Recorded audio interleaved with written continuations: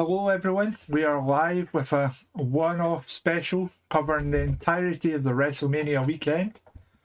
We are going to be covering Friday Night SmackDown, WrestleMania SmackDown, NXT Stand and Deliver, WrestleMania Nights 1 and 2, and Monday Night Raw. Just as a reminder, my name is RGX, of both FPL, WCP, R-Cade, pretty much every prediction league under the sun, and doing really mixed at both. But I'll introduce you to our co-hosts. We have, of course, RateWrestle, who'll be doing the bulk of the reviewing this episode, so hope your voice is nice and warmed up, buddy. We're speaking for 11 hours straight, and 10 of that's going to be Sami Zayn versus Johnny Knoxville, supposedly, so we'll get to that. But yeah, I'm RateWrestle. I'm from the FPL and WCP as well. I'm in the bin most of the time, but this weekend I did better than I normally do. I won 2 out of 3 matches. I'll reveal my host. And of course, we have Frozzy, aka Smooth Rock. I didn't fare as well as Rate, but I won the one that mattered this weekend, so I'll take that. But yeah, FPL, WCP. I nearly got that wrong. I nearly said WPC then. But yeah, doing good. Life's good. We're going places. That's where we're going, lads. Places. Indeed. Loads of bins. So we have a lot of wrestling to cover, so let's jump straight into it with Friday Night SmackDown. Yeah, so as the professional I am, I didn't write any notes for SmackDown. So you're going to see me looking this way most of the time. Don't know what happened promo-wise, if you're going to bring up stuff, if anything happened between. But we'll start with the Andrew the Giant Memorial Battle Royal. What this was. Madcap won. You know, that we all wanted. A big feud that's going to happen, which is probably going to be Corbin versus Madcap Moss. Yeah, pretty jobberific, with the exception of Finn Balor in there, who has just been done dirty like this whole weekend. We're talking about I said weeks ago I thought we were talking last week about Ricochet being the one that's been done dirty.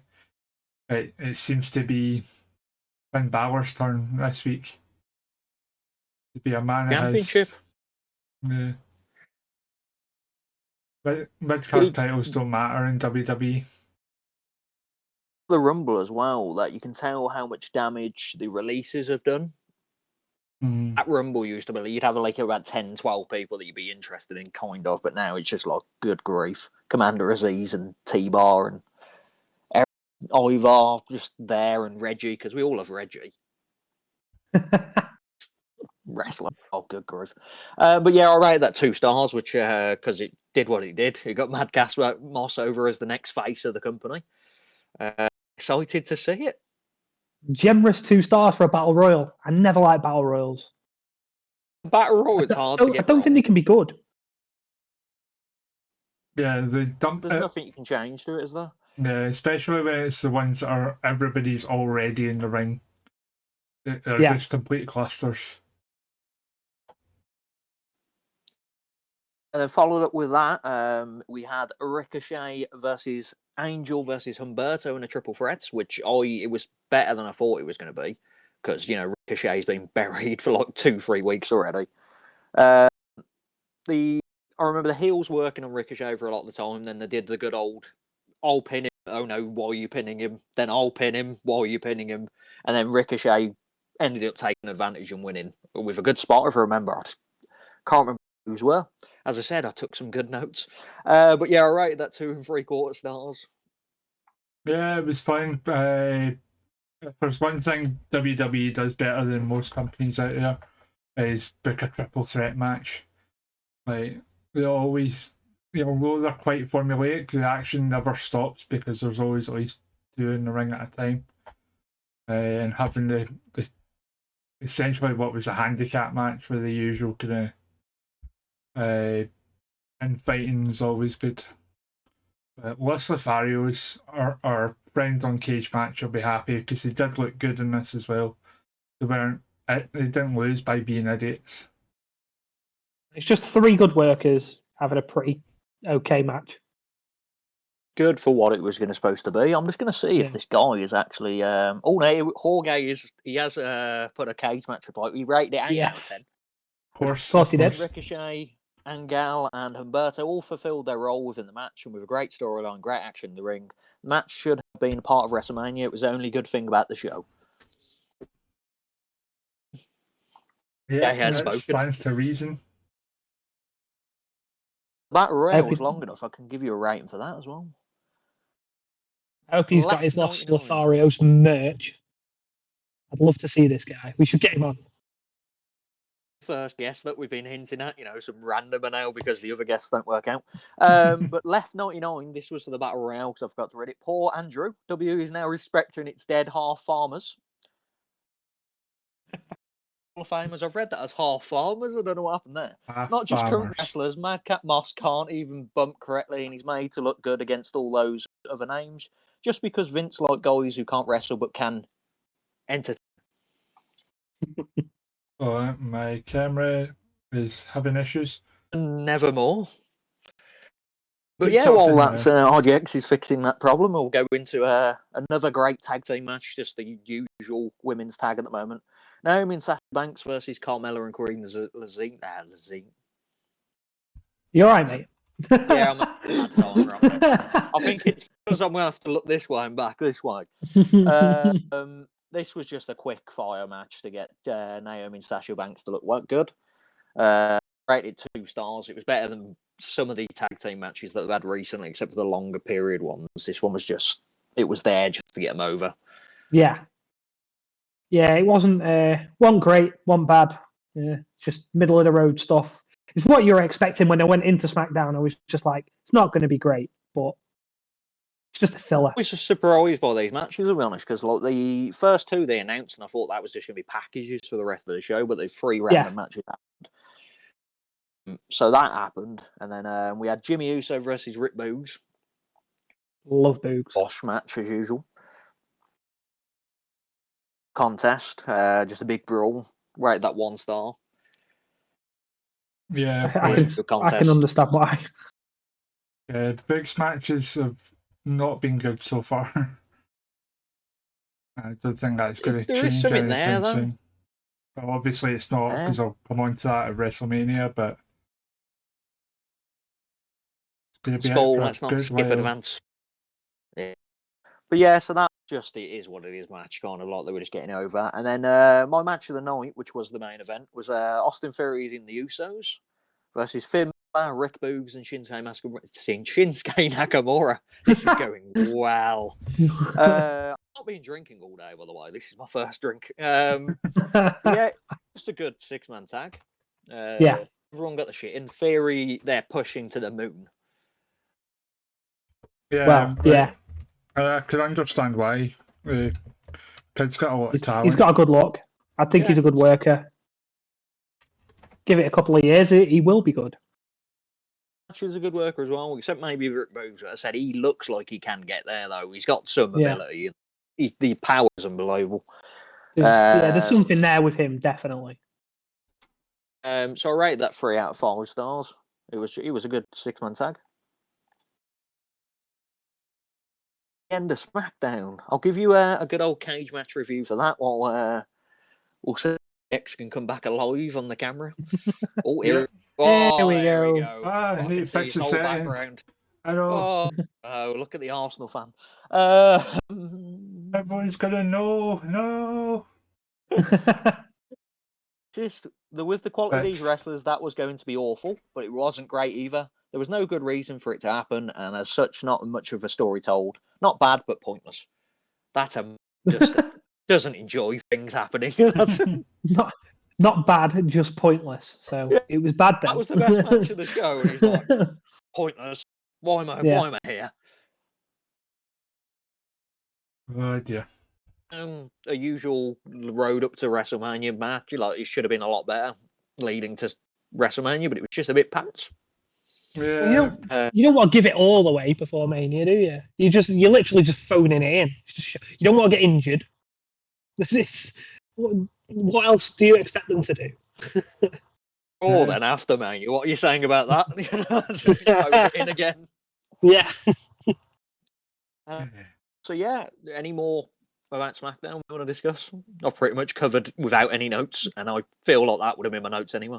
Yeah, obviously there was it was video package central as every SmackDown before WrestleMania is.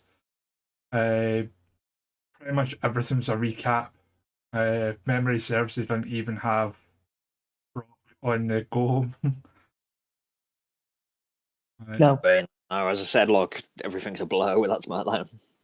Yeah, so it was there as the most accurate description of it. I reckon if you go back since we've been doing this podcast, SmackDown every week has been there. It's not been the best show of First the week. week. But the second week, I think it was because it was a lot better. We were raving it, but then it went back to the bin. Yeah, But hopefully this Friday it might rise like a phoenix. you never know. Yeah, so if we're going to move on, we'll go to NXT Stand and Deliver. Yeah, let's do it. Pretty decent event, I'm going to be honest. Like, as I said, you caught up on NXT 2.0 more than we have. But yeah, to be fair, most of the people I'd seen before, like it seemed like a lot of the newer people that kind of kept off the card a bit and had a bit more of the faces you'd know. There's obviously people like Sikoa Seeker and stuff like that. But yeah, so it started off with the ladder match, which was Carmelo Hayes versus Cameron Grimes versus, is it Grayson Waller, Yep. Santos Escobar, and is it? It Solo was Sikoa? Grayson Waller. He might be dead now. And then Sola Sikoa in it. That's how it's pronounced. Like when I was seeing it, like it ended up being a decent ladder match, but I think I'm bored of ladder matches. I found there were a few Same. spots where they misplaced the ladder. Like for the longest time in the middle of it, they were doing that to several people reaching for the title, but they were a good foot away from where they should have been. Yeah. So it looked like they were all fighting, but none of them could physically reach the title. Yeah, I get that. I think that happens in every ladder match. The amount of times I've pointed out, like when I've watched it with mates and stuff, and I'd be like, even if they wanted to, they couldn't get it. So what is the point in there? This was the first time I don't think it was intentional. Yeah. Greenness, weren't it, really? But yeah, I've just got a point with ladder matches where it won't disappear for a while, but everything's the same now, isn't it? Because you can't do much in a ladder match. I feel like across the two companies as well, ladders and tables are used massively. But tables, like in AEW, tables are used in singles matches just randomly. Yeah. Just there to just be going through, like, and there's no build up to it. No. But yeah, so I said it's pretty standard. The sunset flip bomb was grim. It was Santos Escobar did it on someone. It looked grim as hell. Sikoa's back took a shitload of punishment in that match. Yeah, it did. But absolutely everyone in that match gave a good performance, though. There was nobody that looked out of place. You could have easily believed any one of them would have won the title, which is why it was my one-pointer. Yeah. I enjoyed it. I thought it was a good match. It's just that I was so used to ladder match, but even this was decent for a ladder match at the time. I do like the guy that came out of Grayson Waller. I'm going to try and find Sanga. Just the big guy. He looks impressive, you know. He looks like he could be the next Omos. But yeah, so I Hulk smash by Big Guy because I didn't know his name at the time, where he was just smashing up everything, ladders in half, like clusterfuck where every manager in the world was around the ring doing shit. Thing that was downside for me, literally there was too many interruptions in the match. Like there was too many like Raul Mendoza and Whacking Phoenix and Whacking Wild, Sanga. The woman was down there as well, wasn't it? Electra Lopez, she was there. Like there's too much going on interference wise. It was like too much about the people outside it. It's one thing, like if you remember the triple threat tag team ladder match. Well, I think it was actually a TLC match. But the one where like it was like Edge and Tom Cole with Rhino.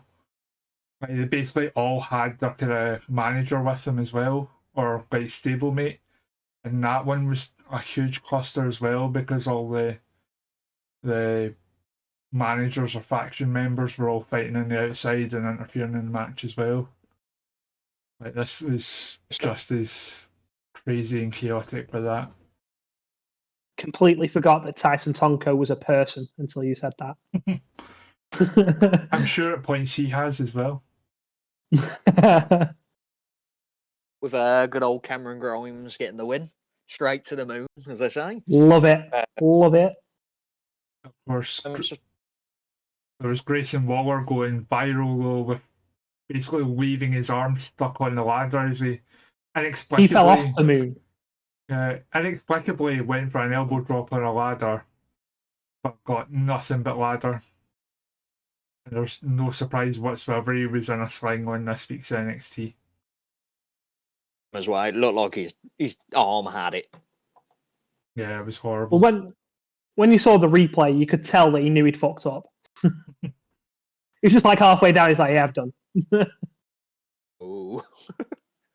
But yeah, I gave that 3.25 stars. It was decent. Yeah, I enjoyed it. I think that's a fair rating as well. Ladder matches, it's hard to push the boundaries anymore, but it was still a decent matchup. Yeah. I enjoyed it. Matches. Getting to 5 out of 10, which I'm trying to find now. X marked the Scott. Name. Mediocre ladder match, pretty much the usual spots from a WWE ladder match that we've all seen before. Santos Escobar was the only standout. Well, what can you do? Did he just have an Escobar cam on or something? Because you can't please everybody. No. Not reading these because you always get one person that thinks everything's painful to watch, but they're still watching. Yeah. Just like Monday Night Raw when we get to that. But then, we followed up with Tony D'Angelo versus Ciampa. I didn't care for this match that much. I don't know if you both enjoyed it more than I did. I'm not a big... I did find it hilarious how many times the mat rolled back when he was trying to lift it. To the point the crowd cheered when he rolled it up. Yeah, when he finally did it. Right. Like a proper football crowd that we get over here. It's like, wee! It also seemed quite short for a Ciampa match. We're used to him having these kind of long epics with rivals that he's been fighting for years, and this one was just... I don't know, it didn't feel like a NXT's version of Mania match. I didn't like it because Ciampa lost, and it cost me. So everyone always leaves NXT in their back. It's like the rule. Just one of matches. I like the Triple H tribute. The good old knee. Then a knee and then spine buster.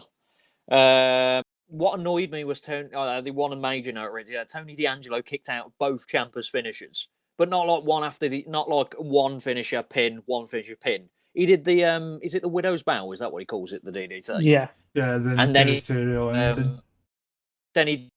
And then Tony D'Angelo kicked out because, good grief. I don't know if you've been watching NXT and they're probably building Tony D'Angelo to be a lot more better than I think he is. But yeah, that just annoyed me slightly. Most of Tony D'Angelo's stuff is storyline. And to skip ahead to NXT this week, so probably not have time to cover it this week, they had a kind of swearing in ceremony to swear him in as the Dawn of NXT. And his running buddy, what's his name again? AJ Galante, was like trying to do this ceremony and stumbling over his words, and the crowd were actually like chanting boring to it. So if you can't get the full sale crowd into something, all 5 of them. But yeah, it was just really style of a match. D'Angelo went over. I rated 2.5. It was still better than most average matches you see, but it was just a bit stale for a Ciampa leaving NXT match. Yeah. So it was a nice touch after Triple H coming out to give him a hug and make sure he soaks it in. So it was weird leaving him there with Triple H's music and not his own. Yeah. And it wasn't even the iconic one, it was just the bow down to the king one.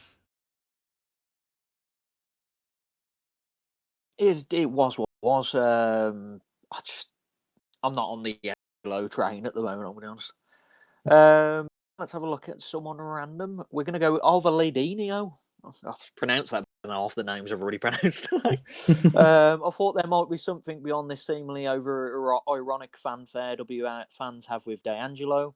But alas, based on this match, how incredibly boring in ring, Ciampa himself is a shell of what made him once exciting, and the combination made for a below average match.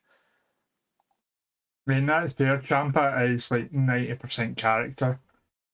His in-ring work is enough to get him by, but he's certainly not anything dynamic or special. No, in the ring. he needs someone good for his matches to be great. Yeah. And that wasn't. He'll be in D'Angelo. NXT for a while. He's not going to be Yeah. ready to move up for a good bit yet. I don't know if it depends on what they do with him, because I can't even see him getting out of NXT. Like, that was 4-7 title for a bit. That's about as far as I can see that gimmick going. But yeah, so that was followed up with the triple threat tag team match, I think it was, which was Creed Brothers versus Imperium, which is Fabian Aichner and Marcel Bartel, and MSK. That was pretty much it. It was a clusterfuck, but it was a fun clusterfuck of a match. It just a lot of things were happening at once. I love the variation on the Tower of Doom. Yeah. Right. On that, rather than them all being in it, like landing on the two guys.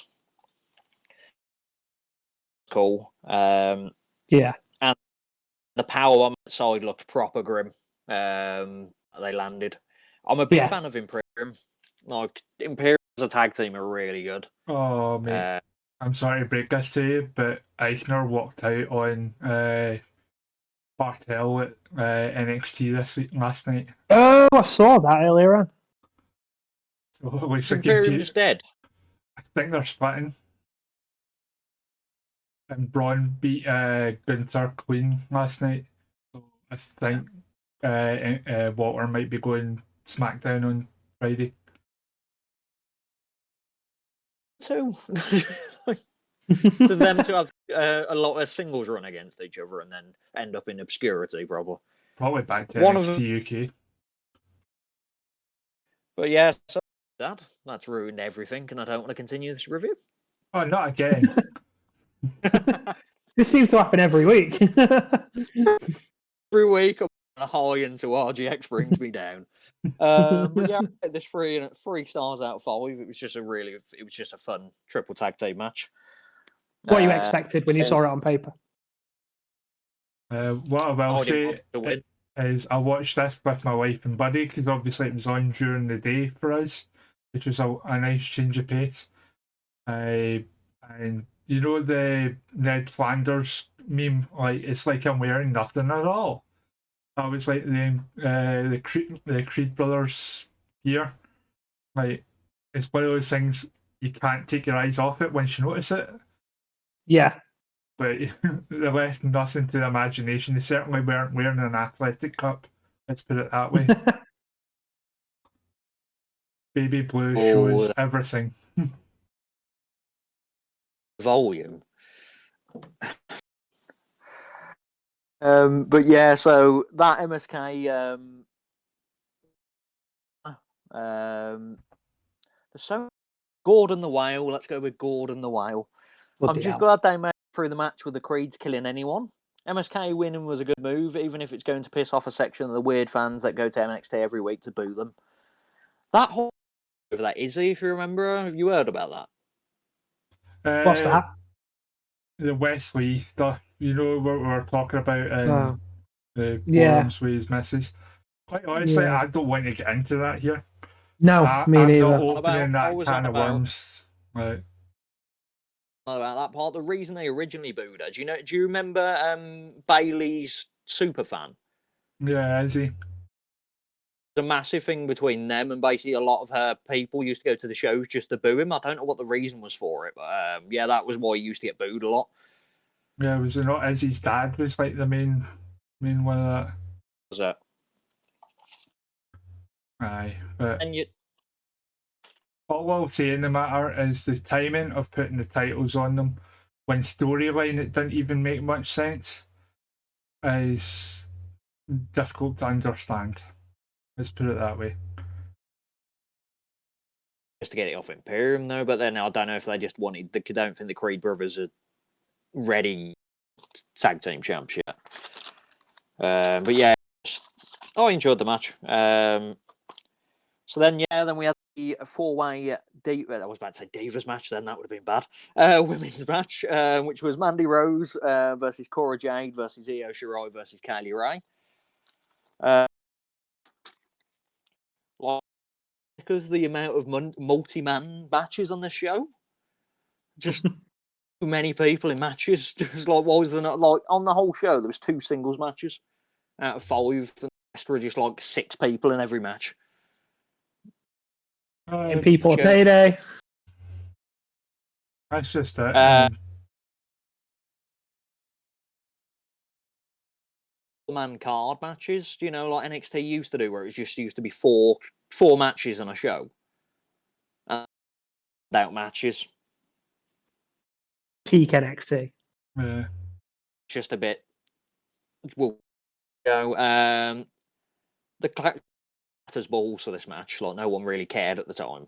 The Canadian Destroyer that Kaylee Ray took. Was it Cora Jade that gave it? Yeah. Horrible.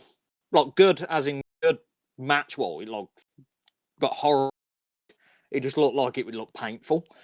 I'm more inclined to believe that was a good sell job by Kaylee Ray as opposed to any kind of botcherism taking place there.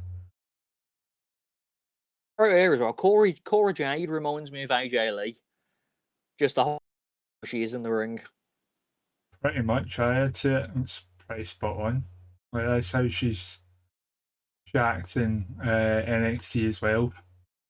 Obviously, not the whole kind of crazy side of it, but back in her kind of happy skip about the place kind of days. It started to build at the end, like it became a decent match at the end. And you had the clusterfuck and then the Mandy Rose top. In the FPL. That's but yeah, so I rate that 3 stars out of 5, which thinking about it's quite high, but like I enjoyed it. Even though all say I didn't enjoy it. Yeah. Yeah, because you had Toxic Attraction lose the titles in the pre-show. So like I picked Cora Jade and Toxic and Dakota Kai and Raquel Gonzalez as my top blocks. With the whole thing, I thought they were losing all the titles tonight. So it just really confused me when she retained here. But then, of course, on last night, NXT, Toxic Attraction got the titles back. That was yet another match from Stand and Deliver nullified, which we'll talk about. They don't care about NXT, do they? It's like they know it's on TV, but they're trying to hide that it's on TV, just so you probably don't miss it over there. Yeah, it was decent enough for a fatal 4-way. There was a good spot, as I said. The Kaylee Lee Ray Canadian Destroyer looked insane. Like the move of the match. We got a match. What I've found and I hadn't noticed this before, but Io Shirai looks absolutely drunk with her entrance. Like, she stumbles out to the ring like Jeff Hardy at Victory Road 2011. I don't mean that in a bad way, because obviously she wasn't drunk, but that's how it looked. Like Molly said, is she steaming? Imagine an entrance and Shinsuke together. That's what you need. Both stumbling around erratic as hell. Rick Boogs played them down. Yeah. Yeah, and with Cora Jade, she's very much in the, and I'll catch heat for saying this, but like Johnny Gargano's misses, where like when they run, they take the smallest steps ever. So it looks like they're moving fast, but they're actually going really slow. If you've ever seen them hit the ropes, Like they're so slow, but they're because they take such small steps, they look like they're moving quickly. Like go back and watch a Cora Jade match, Yeah. and you'll see what I mean. Yeah, you've ruined it for me now. Nice one. Another one I've ruined two it of us. off. That's two of us already. There we go. Don't blame me, blame NXT. I'm only the messenger. I feel like it might just be Cora Jade's fault rather than NXT's as a whole. I feel like this is something she can correct. So if she's listening, You know what to do, Cora. Lengthen your stride. The biggest company, the biggest. So we got a rating from Intergalactic Planetary because no one has a normal name on Cage Match. Of course. Jesus, I thought this was rough. I've not seen much NXT in the past 2 years, but the current crop are not good. Io and KLR did what they could, but Rose isn't good, and Cora Jade was an active deterrent. She was awful, which is really. That was harsh on Cora Jade. I think the nerves of the night got to her a bit. She is normally better than that, but she was a little bit off with a couple of the spots. She wasn't awful. I've seen a lot worse. Yeah. And then we had my match of the night, which was always going to be match of the night because, good old Walter was in it. I don't know who Gunther is, but Walter was in it. Versus LA Knight. It was just a hard-hitting beat the shit match, which is what Walter is perfect for. That's what for Unbreaker match. That was supposed to be the same. Yeah. Yeah, I do love the fact that Walter's selling for guys now.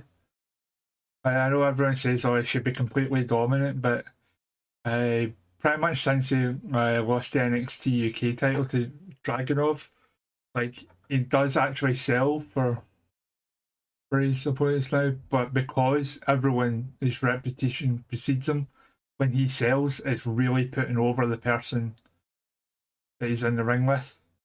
Yeah. So he'll squash people on television, but when he's up against your LA Knights, your Braun Breakers, he's selling and making them look $1 million.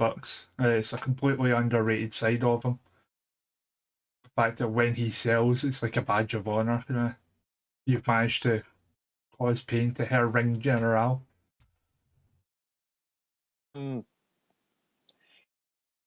As well, which was weirding me out because I hadn't seen him for a while. He's proper more because he was just a bit of a big guy, weren't he? But he slimmed down a bit, which probably helps to the selling as well because he doesn't look as massive as he was.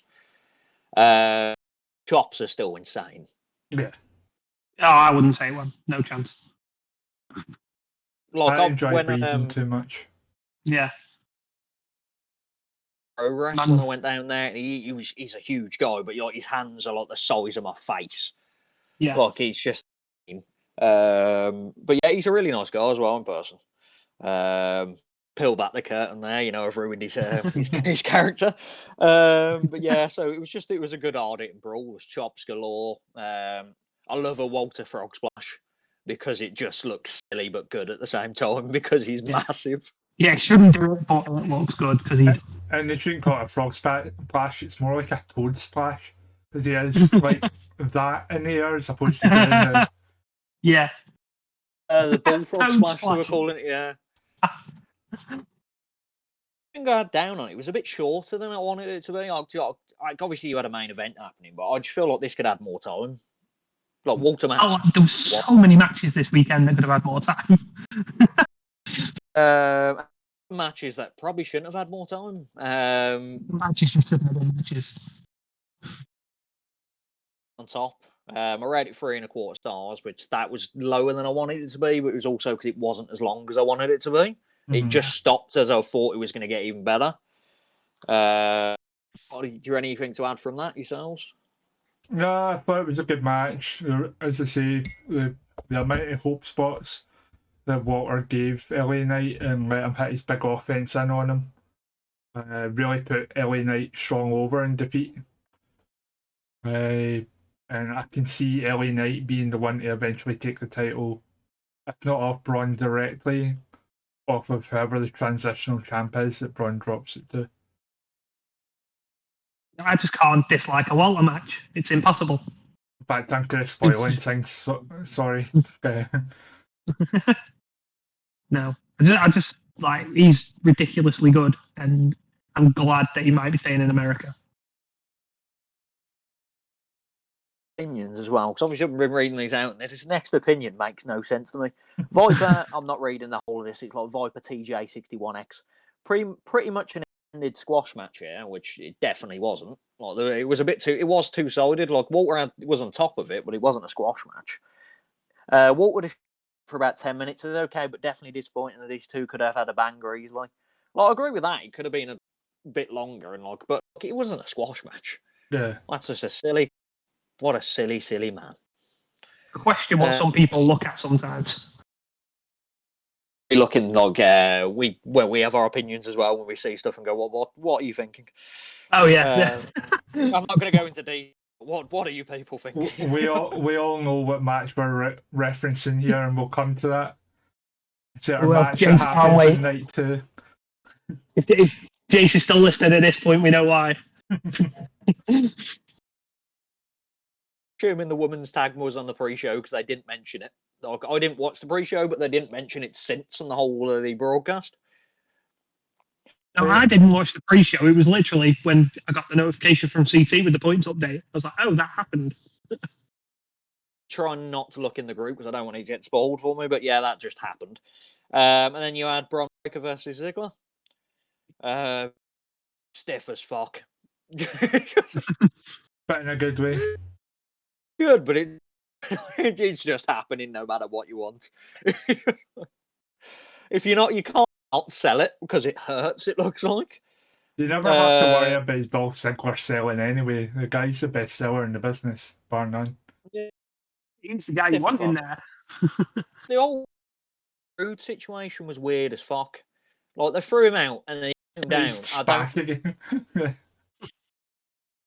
Understand like what the ruling is on that. They threw him out because he back down.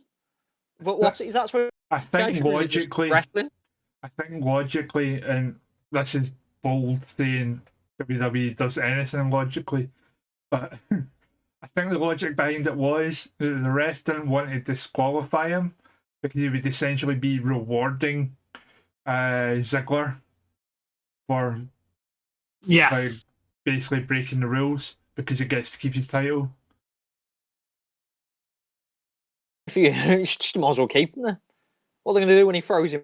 You disqualify. Oh no, skill can't do it. Yeah, right. I don't see the logic behind it either. But Braun Breaker nearly died. Did you see the dive spot where he hit the rope and he just went like that? Luckily, he was just there to stop it, but he was going down. And then cheating bastard spot to win. I enjoyed it. It was another good and stand liver overall, except for like Ciampa's match wasn't bad, but it was just disappointing. But like overall, it was a really good show. I rated that 3 stars. It was weird to win, but now it's more annoying because of what we'll discuss on Raw. This match, if you're going to do that. When Ziggler won it, I thought, oh, let's see what they're doing here. They're going to put Mandy Rose and Ziggler back together. And they'll reform that. But then, obviously, things happen. And that wasn't mentioned at all on NXT. So I don't get the reasoning behind it.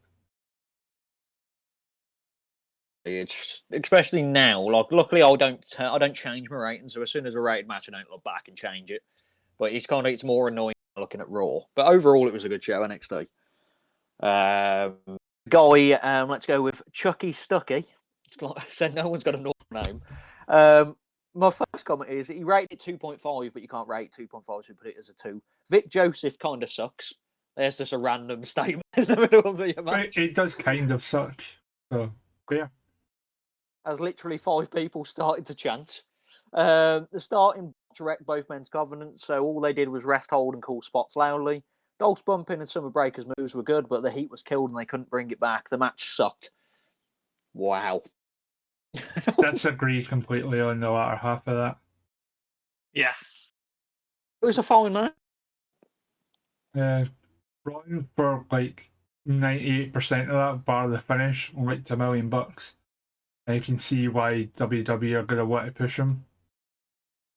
Like Dolph Ziggler sold from like death at points, which is exactly the whole point of Ziggler being down there. Like nobody's gonna put him over better, but the fact that, as I say, we'll cover Raw. Getting ahead of myself. You get to a place you don't even want to go. Yeah. Yeah. Shows, and it's like you already know what happened in the future, but you've got to discuss pretending that they didn't happen. Yeah. But yeah, so that was NXT. It was a good show. NXT is still pulling out good shows. I still would prefer having 4 matches and just a spectacular card, but it wasn't a bad card. No. You going to discuss the Hall of Fame? Are we leaving that? We can do. It was basically just the Undertaker show. We had. I watched it. Yeah. Sorry, I was just getting my bearded dragon's lights there. They go off at a certain time to make sure he's got a day-night cycle. But yeah, I watched it as well. The Undertaker's speech, I can see why there was reports initially that it was just going to be a solo induction. It was basically going to be the Undertaker show, given he spoke for 40 minutes. And fucking what's the name? 40 minutes, and he was captivating throughout. I was hanging on every word. Yeah. Like a speaking tour at some point, though. That was like the perfect fitting that he's going to go out and do a speaking tour. It was going to happen. Like I think it was after 33, so after the Reigns thing. That was supposedly him done at the time, and inside the ropes, advertised bringing him over. He was going to be doing a meet and greet in Glasgow. It was like nearly 150 quid a ticket. I had tickets for it. I was going to go to it. But obviously never happened. It might happen now though, like touch wood. All depends if Kenny is going to return to doing events again. They've taken a step back from it after COVID and the amount of shows they had to cancel. So it was just good, like the discussion. Like I always feel like the Dana Warrior bit's a bit weird. I don't. Obviously, she's got some pretty horrible views, much like our husband did. Like, I think he could have just skipped that and had GTG do that bit of it, because GTG came out to the ring with him anyway. And when I first saw them, I thought, that's horrible. They're parading that poor boy and his mum out there, but it was a really heartwarming speech, to be fair. But it made me pause it and go phone my dad after. This is a bit off topic. It's not off topic, Sloan, but did you hear about Nikki Bella's comments on Vader? Yeah, like if you actually watch the video though, right, she didn't say hear his speeches. She said hear the speeches. See, I haven't seen it, so it made it sound like literally. It was Alvarez. It was Ringside News being typical Ringside News. Damn them. You could take it the way she said it. You could take it that way, but she never clearly said his speech. Yeah. Right. Okay, so it's just been moved to that way. Yeah, it's not being edited or anything. Like, you do have to do a kind of second pass at the video to go, wait, what did she say?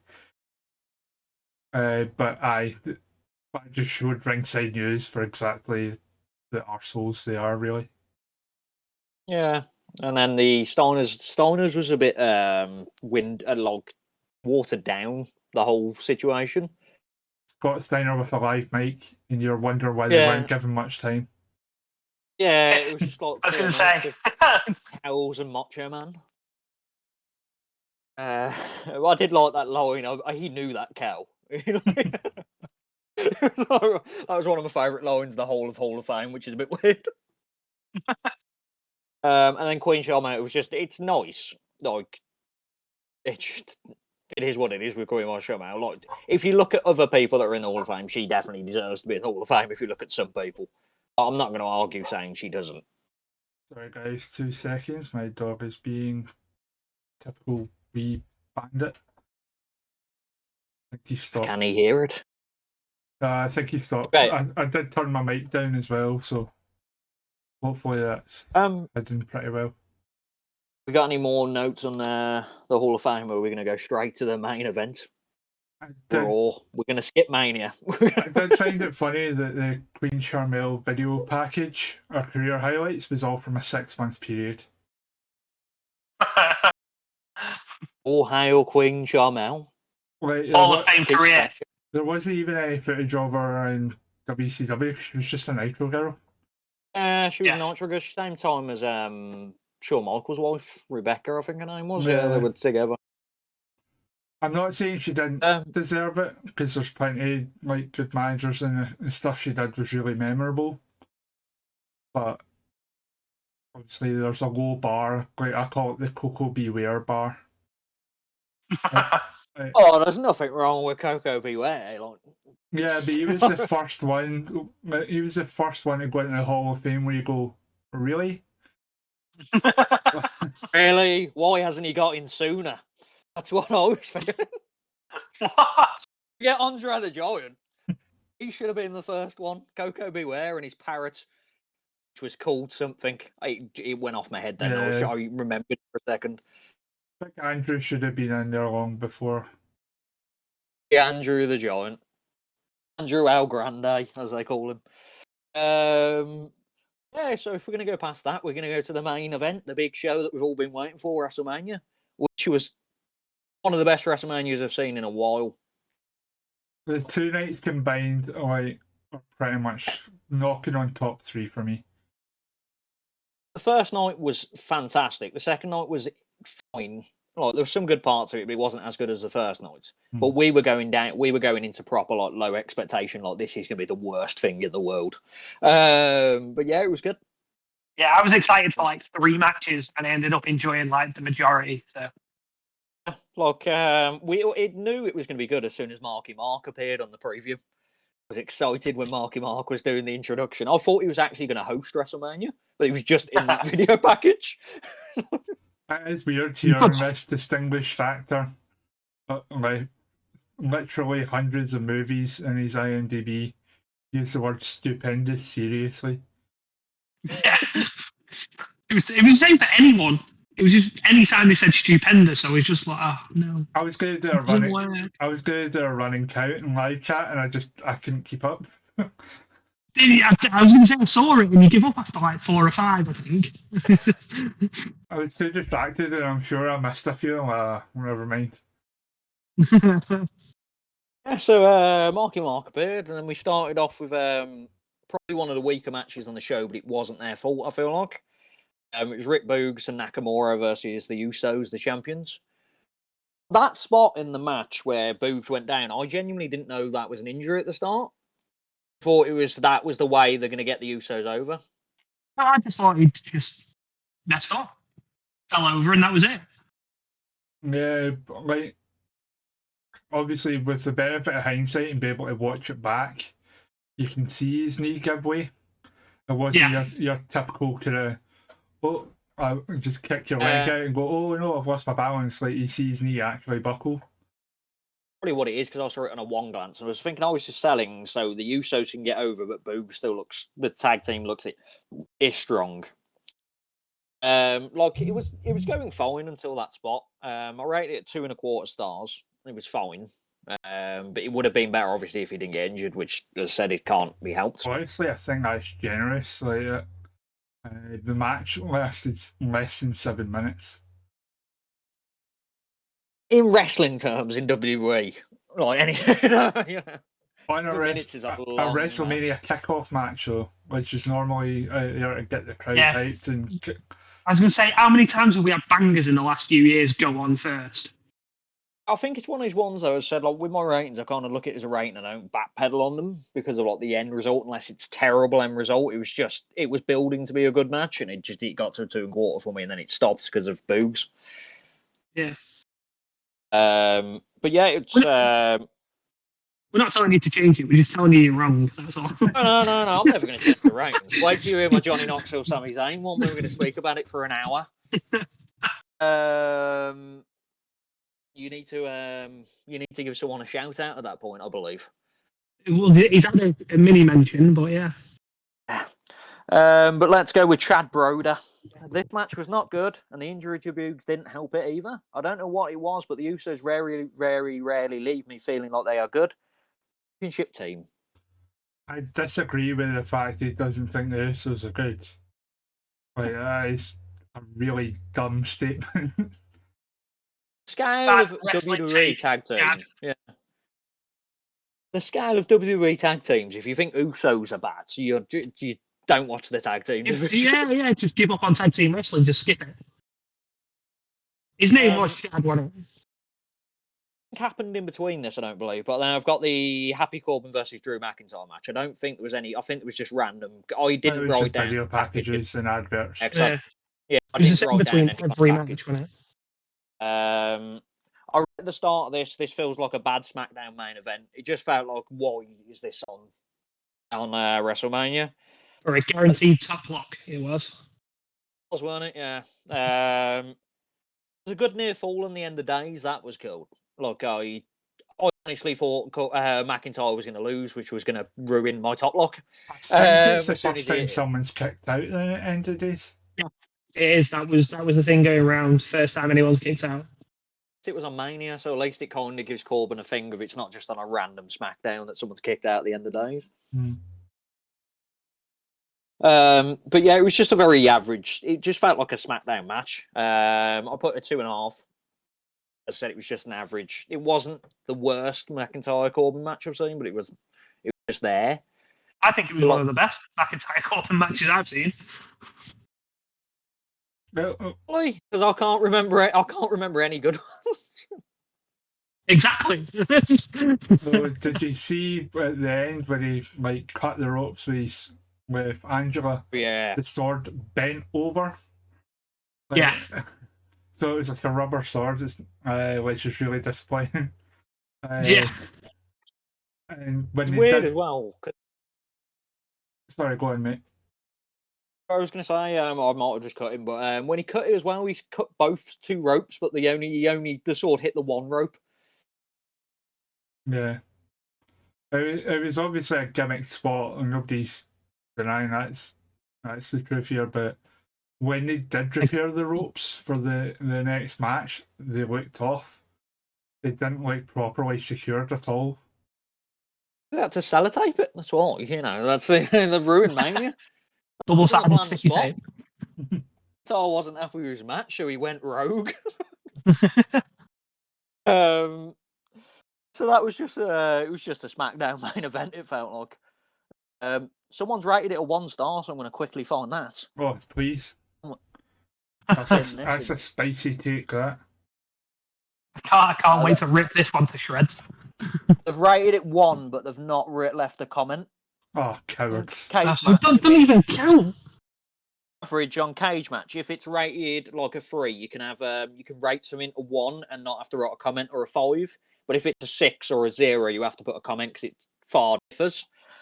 So just because this match is rated a 3 overall out of like hundreds of votes, this guy's got away with not commenting on it. Coward. Let's just go. You shouldn't be able to. When you rate something that low, please give a reason. You'd have to give your opinion, yeah, because it's so low. So I'm going to go with the next one, which was the Scott Harris. That's the first one that sounds normal. Why is Happy Corbin even a thing? Why are they having Drew McIntyre stoop to wrestling against this guy in WrestleMania? I'm going to defend the Happy Corbin character. Like, his arc, especially when you witness the magic of a WWE video package.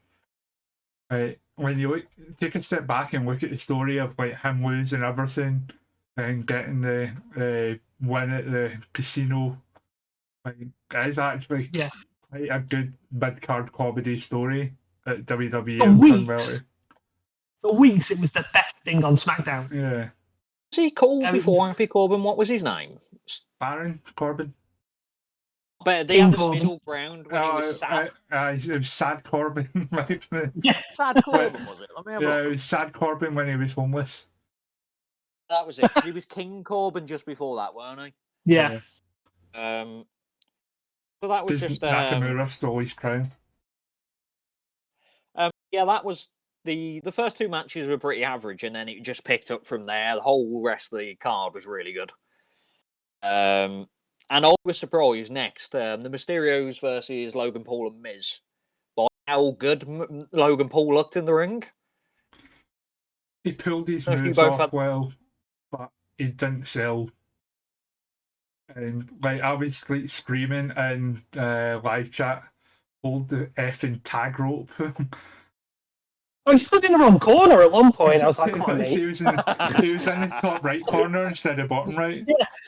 Yeah, he turned, and Mysterio was just there, and it was like, I shouldn't be this close. But yeah, it just, what I noticed from it is that he looked smooth with the moves he could do, which made Dominic look greener than hell.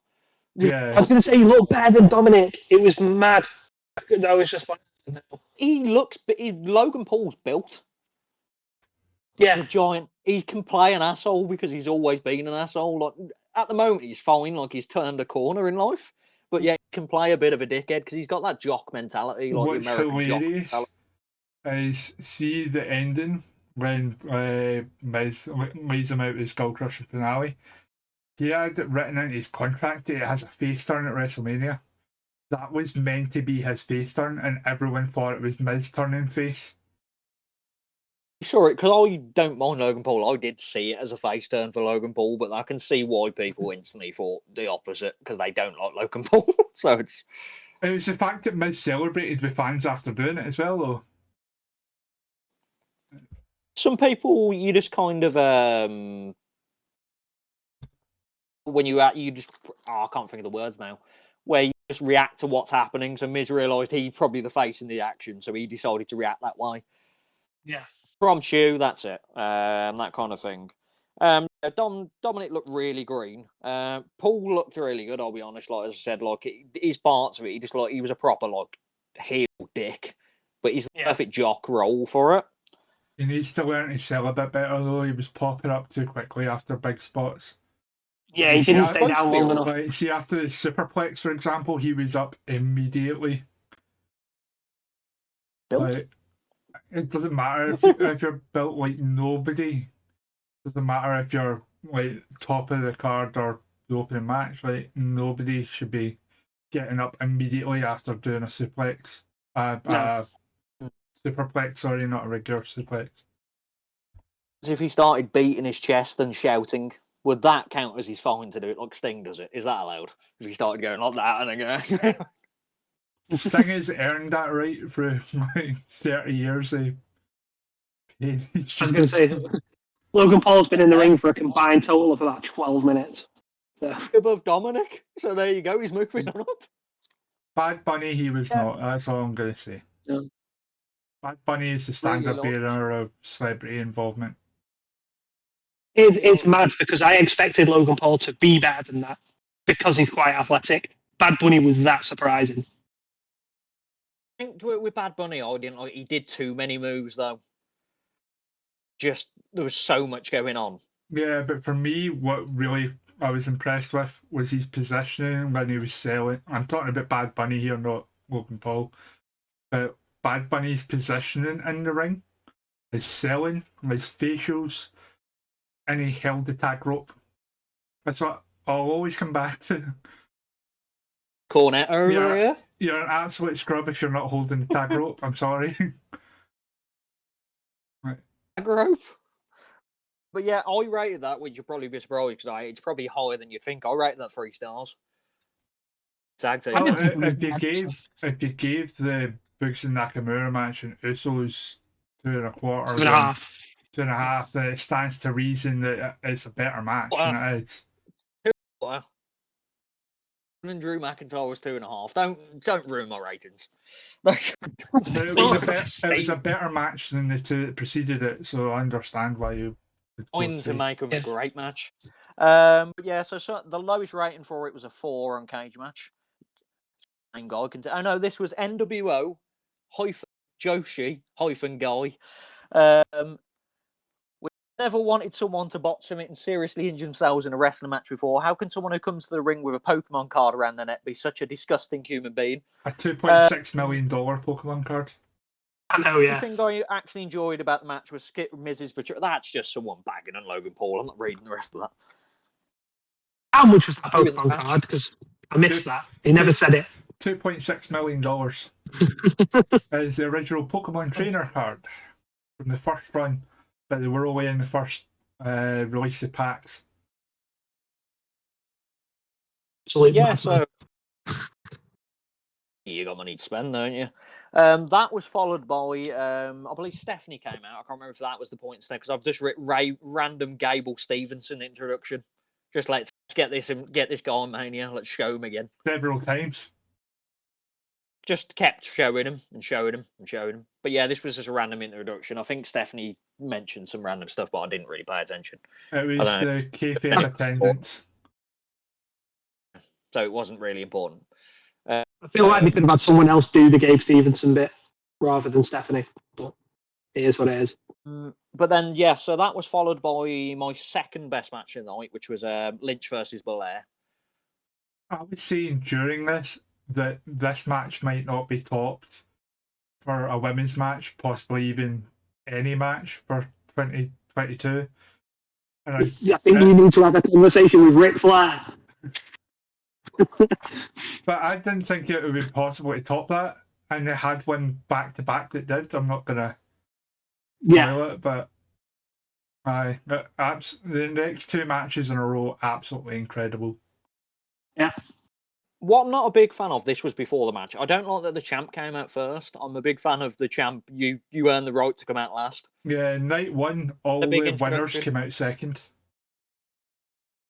Every single match in night one, all the winners came out second. Which was painfully explained in live chat the very next day on every match by Relantando. That was until the very first match when it was Street Profits came out first. And it was Alpha Academy came out last. So that streak broke immediately in night two. Came out first. I did like. It was funny. Do you know when they had the big introduction for Bianca Belair and you had the conductor doing all the crap? We had to duck when Bianca Belair swung her hair. Fucking nearly. Yeah, I was like, when she was doing it, I was like, they must have rehearsed this really well because she's missing everyone.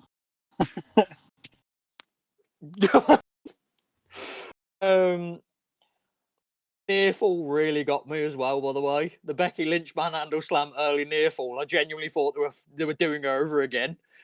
Oh, mate, I'd have laughed. It was a good spot, but it was that very reason. Like, they did that spot purely for the people like you, right? Nearly, I'll be honest, it nearly got me because it was just like it could be something WWE could do. If they're trying to if they need to rush through time. Apparently they did. It was really back and forth, the match. They had a 450 near splash, near fall on the splash. I enjoyed the 360 drop kick that wasn't supposed to actually be a drop kick, but it looked fantastic. Oh yeah, that looks incredible. She got a decent shot on her film as well. To be the Rey Mysterio move, wasn't it? I can't remember what he calls it, where you flip and senton on them and sit on them. But yeah, it ended up being like a drop kick. Yeah. Oh yeah, wait. I know what you're meaning. Is Molly go round. That's it. Molly go around. Yeah, and then the manhandle slam on the stairs looked horrible. To looked like it was pain. That's a good thing. Fan of the whole 10 count. Do you know, like the get up at 9 and run in the ring? Like that always puts me off a match. Yeah, it happened in the Brock match as well. You're lying down at 9 and then you just suddenly go like that, and it's like. Just get up slowly at 8 and barely make it in. Like, don't be dead until 9 and. Yeah, be 10 paces away from the ring. What put me off the match, I really enjoyed the match, but I could have give it a high rating, was there was no selling at the end. It was just she went straight into her moves and fucking beat her. But fucking won straight. It just felt like the selling suddenly stopped. She got manhandle slammed on the stairs, and then suddenly she got up and then everything happened and she won. Adrenaline hit. End was rushed. Yeah. Oh, it's a lot of adrenaline. They were probably told to go home, but they were, because of everything being squeezed for time. Like, ref was probably in their ear saying, go home. I rated that 4 out of 5. It was a very good match. Best women's match of the year so far. And I'm including AEW in that. I was just about to say, are you going full? Because I think there's people who might disagree. I am not an AEW mark. I'm not a WWE stan. I enjoy both products. Yeah. But there has not been a women's match this year on any brand. I don't watch Stardom or anything. So there could well have been a 5-star classic between Poi and what's the Sky, whatever her name is. I'm sure they'll have wrestled at some point. Need to. Sure, he's the best Josie. Shout out to the WCP Joshi fans, but for me, this was the best women's match of the year so far. Go for my awards next month. You'll be watching a lot of Joshi wrestling. I'll do my research. 40 women are probably Joshi. Yeah, I was going to say I'm going to have to do some research. Send the list beforehand, because I'm not just going to randomly throw these names at your faces and be like, you're just going to be sitting there just like this for the whole show, just like. As long as you say the names, don't ask me to try and pronounce them. Like you Tammy Hayashita, speaking like that. I'm pronouncing that correctly, but then I can't pronounce fucking Kaylee Ray earlier.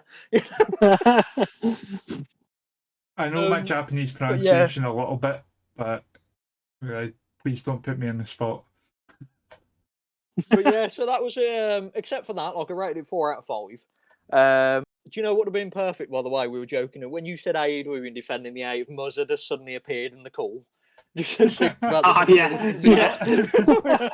wild Muzza appears. I know, don't be negative. Don't be negative. Yeah. Sorry, that's the new narrative. So this is because obviously this was a great match, so you're gonna have someone shitting on it. Bjert, this match was very good. Instantly is a terrible take. Although not bad either. Both workers' gears were unwatchable. So he couldn't watch it because of their clothes. Is that what you're saying? Their gear was brilliant. Absolutely both. Bianca Belair's gear was actually designed by a fan back in 2020. Someone had tweeted it to her. So she actually got it made. It was decent at best. Even though Bianca winning was the right call, this match should have been 5 or maybe 10 minutes shorter. What is this guy watching? Should have been 5 or 10 minutes longer. Yeah, I was going to say it should have been longer. Shorter, it would have been 9 minutes long, by the way. We thought they cut time off, so... So he was watching a match, but fair enough. And then we went on to my match of the night. So we started off with Seth frickin' Choir wrote here. I love the. I'm more and more aboard. Yeah, every time that happens, like my missus the other day, I was just making that noise all day, just it's brilliant. No reason. I thought I would miss his old music, but I love the new music. Yeah. So then you had him in his weird costume. Someone went. It was a shout out to Ric Flair. And there was the silence, the darkness. I was expecting Shane McMahon so much. Oh, it killing me. The anticipation of hearing "Here Comes the Money." It was going to ruin my night. I feel like if it happened. And there was a lot of people waiting for Undertaker's gong as well. The thing is, everyone and their dog knew who it was going to be. Yeah. And it still made me pop. I still got goosebumps. Yeah.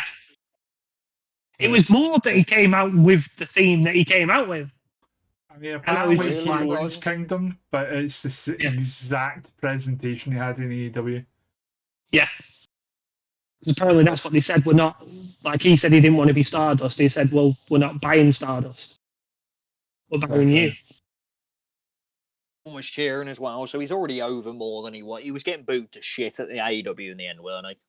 But he's WWE and he's like the fucking god of it. I was still watching, as I said, but yeah, then he came out, and I was in love with the match straight away as soon as he came out because I knew it was going to be good. Seth Rollins versus Cody Rhodes. At Mania, with time, you knew it was going to be good. Yeah. What I enjoyed straight away is that you did the Stardust thing, the cartwheel! the Yeah. car. And Yeah. I was like, you are so good. I could have rated it 3 stars straight away there. And went, yeah.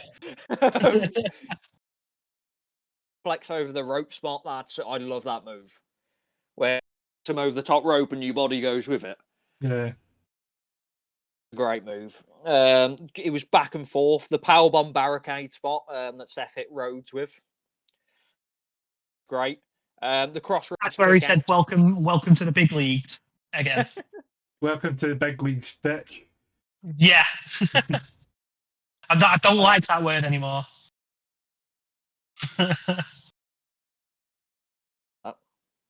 You had time. We had a bad time at the end. Yeah, then the crossroads kick out. Reverse suplex. It's what they call it. Reverse. Is it reverse suplex? Is that what they call it? That move. You're talking about the Falcon Arrow bit, like the running Falcon Arrow. Rope and he flips him off the back, but it was like backwards, wasn't it? Yeah. The Cody Cutter. Like, I don't know what Randy Orton's thinking about this Cody Cutter. I don't know. Best RKO of the weekend. A good old pedigree near fall and rolling, flipping it in with the pedigree. That's a good sign. I really enjoyed, which pushed it over the limit. Some people hate this, but he hit him with the crossroads, and then he do the dusty elbows, which I really enjoyed. Like, it was the moment of it, and the emotion of it, and him hitting the dusty elbows in a massive match at Mania. And then Rhodes, and he won, and I loved it. I am the first man to admit when I'm wrong. I jokingly said he's going to be dropping out in main event in 6 months, like as a spite tactic. But the moment he came out in his AEW, like apparel, music, presentation, I take that back. And I put a little cheeky meme in the chat, like WWE stans who have been shitting on Cody's wrestling for the last 3 years. Well, I take it all back. Yeah. Welcome home, Cody. I didn't want to. Welcome home, Cody. It was the first podcast where I was like, the Cody Rhodes stuff was brought up, and I was just, I don't want to see him. And then I saw him, and I was like, no, this is right. It was like, this is how it's meant to be. Yeah. Of course, Corey referenced his infamous promo as well, going from undesirable to ungoddamn deniable. This is the highest rating I've gave on this podcast so far, which is not a surprise by what the dross we've been seeing recently. I put this as 4 3/4 stars, so it was just off 5 stars for me. I had to give it 5. Because it wasn't a Tokyo Dome. It'd have been 6 there. It would have been. It would have been off the scale. Did you see Seth's jab at Meltzer? Like he's giving it 6, 7. What even is the scale anymore? Fucking idiot. Yeah. Classic. Annoyingly, someone's rated it a 2 on Cage Match, but they haven't put a comment or a 3. I'll be a butthurt AEW fan. The lowest one I can see is because most of them are 10s and 8s and 9s and shit like that, which is good. There's a 6 here. That may be the lowest. 6. Yeah, there's a 6. We'll go with this 6.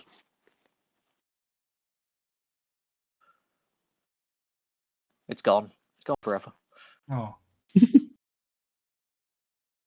Azure Blue World. This was okay, I guess. That instantly puts me off this whole comment. Very surreal to see Cody in W again. And while I'm a fan, but put a question mark in the middle of I'm instead of putting the apostrophe. A fan of his and seemed to be pretty much exactly the same. Nothing about the match seemed to be really jump out at me. Like, it was just a solid match. Definitely not a bad one by any means, but it didn't really come across as the classic I hope it could be. What did he want? The He wanted it in the Tokyo Dome. That's what he wanted. But yeah, it was my match. It was my match. it was incredible. Weekend, but I did watch FTR versus the Briscoes today as well, and that I rated that the same. I've not had a We chance I were didn't to see watch any that. of Supercard. It's a good match. You get around to watching it. It's just FTR are brilliant, and Briscoes are great as well. Undertaker came out to have his the old good old Hall of Fame. Let's clap at Mania a bit, which he deserves. Went both sides, got a big clap. The ovation was massive, which you wouldn't. Gonna be what it is. Really nice suit. Yeah, knows how to dress. It does. But yeah, and then this was followed by Rousey versus Charlotte. Yeah. Best women's match ever. Becky Lynch match. I'm going to throw this out here now. I didn't. Don't worry. But yeah, it was a good match. Like, wrestling wise, it was really good. Like the transitions and the moves were really good. Obviously, you'd expect that from Rousey being a UFC fighter and having judo background and stuff like that. A terrible bottom rope spot. It was just a bit awkward. Charlotte speared the shit out of the referee here as well. I know. I've never seen like a powerful spear. Especially when the fact it was a cosplay dad. With his little mage. The shit out of. But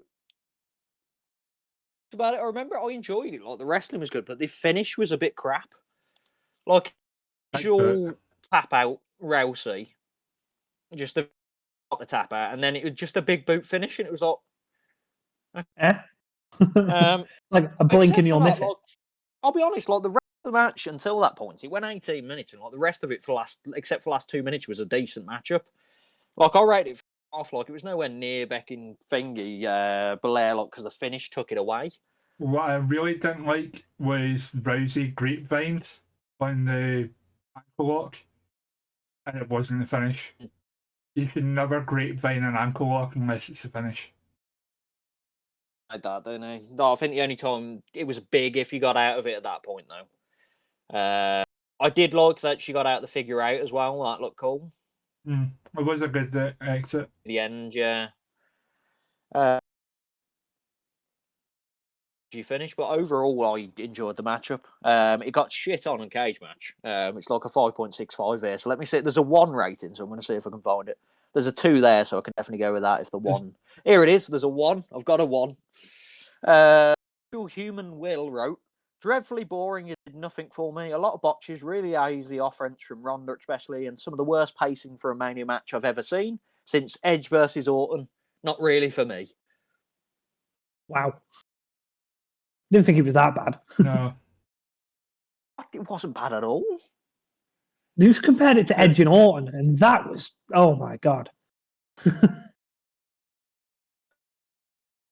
This was followed by what we were all waiting for, Kevin Owens and Austin.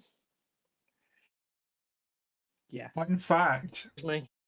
Stone Cold's music hit at exactly 3 hours and 16 minutes into the pay-per-view. I hope they planned it. Yeah, absolutely they did.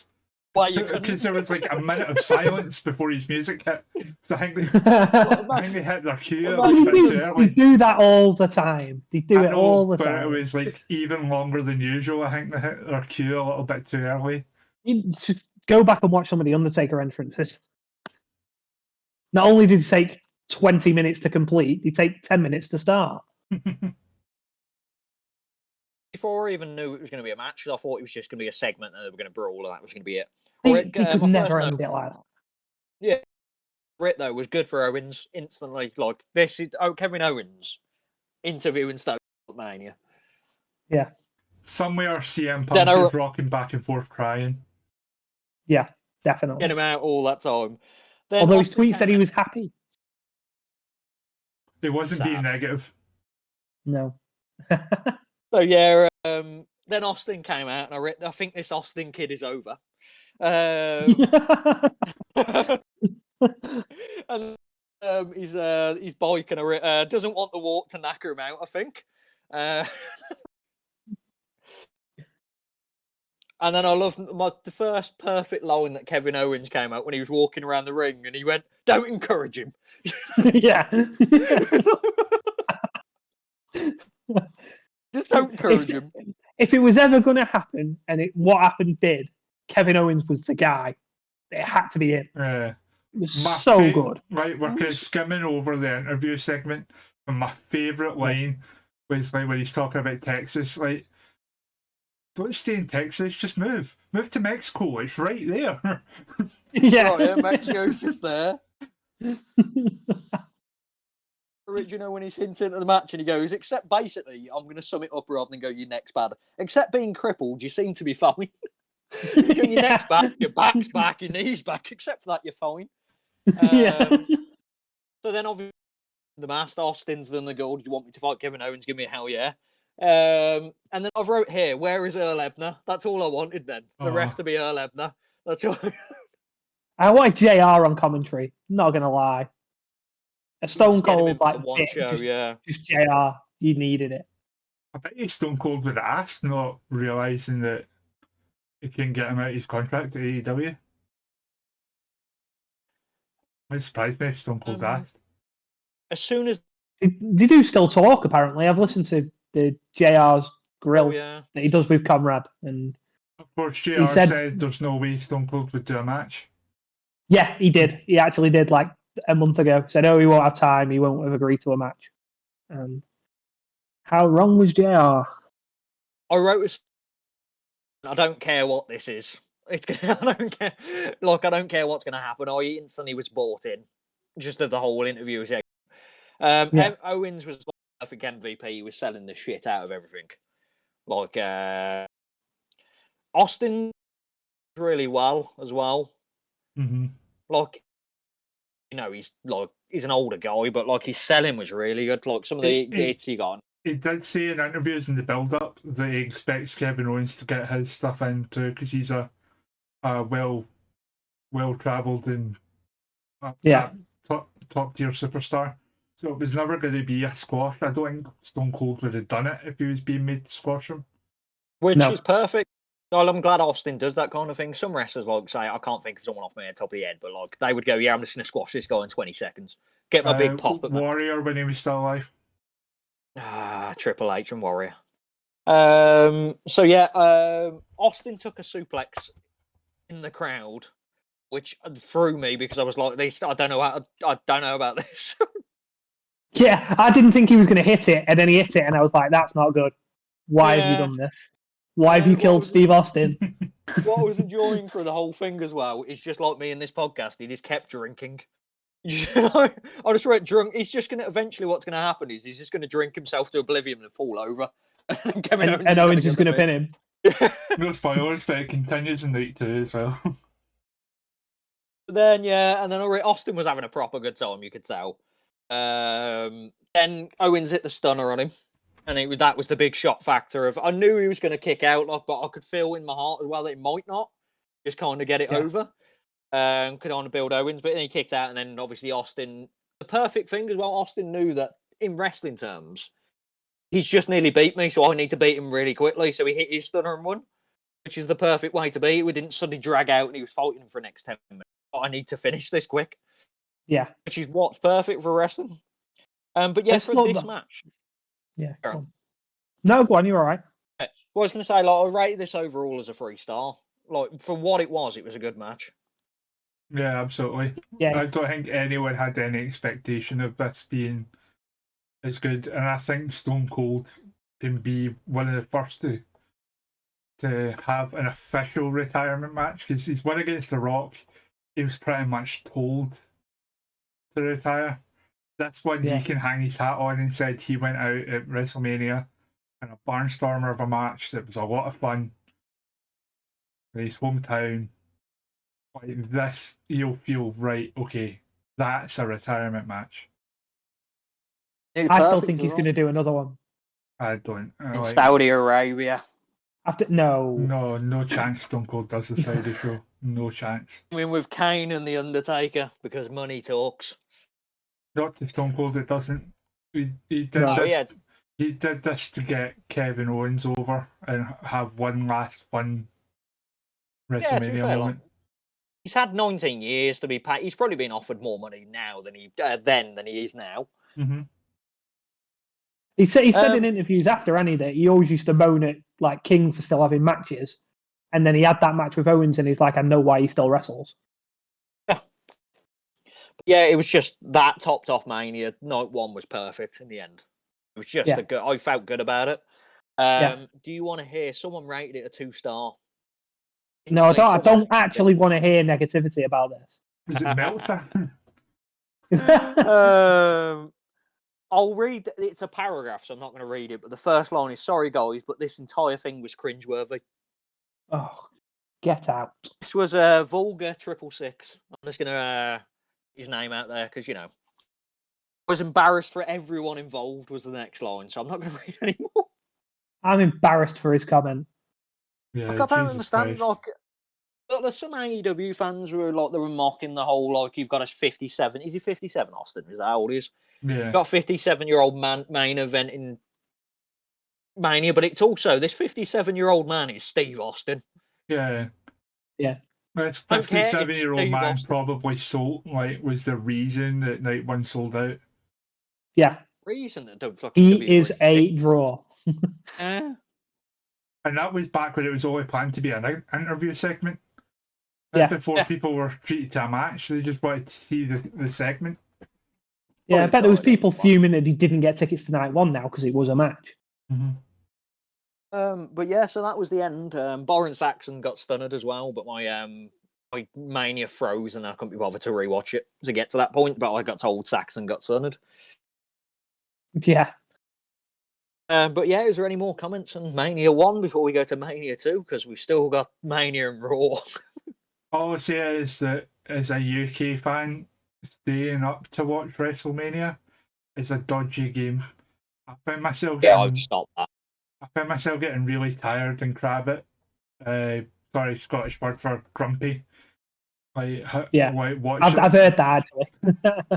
I knew what you meant. Clarify that.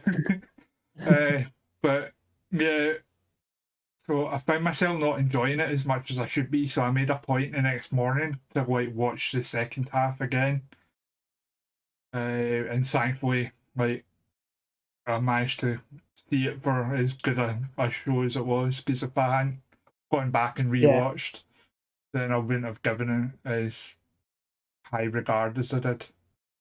Yeah. See, I watched Night 1 after it had happened. So, and then Night 2, I tried to stay up. It didn't go well. I did exactly what you said. I started to not like things that I knew I'd like. That's why I stopped doing it. I haven't stopped up for a proper event unless it's something that's in the day. I haven't stopped up for years watching because I know I'll just get annoyed and fall asleep and dislike stuff I don't want to dislike. I did it all the time in my 20s, but I'm not a young man anymore. I'm not used to staying up until 3-4 in the morning and sleeping in until midday. I physically can't do that anymore. My sleeping pattern's got a lot better in the last few weeks, and I don't want to go back to that. But yeah, so we'll move on to Sunday's WrestleMania. Started off with it was time to play the game, which I was a fan of. Obviously, he just announced his retirement, so it was nice him to get his moment. Yeah. He introduced Mania, and then he left his boots in the ring, which is obviously, as we know, is the sign of normally you're retiring. Yeah. Been the odd occasion where that's been. That's the odd occasion that's been used different. He's definitely retiring, yeah. Yeah, he's done. No coming back. He's got a defibrillator in his heart. Yeah.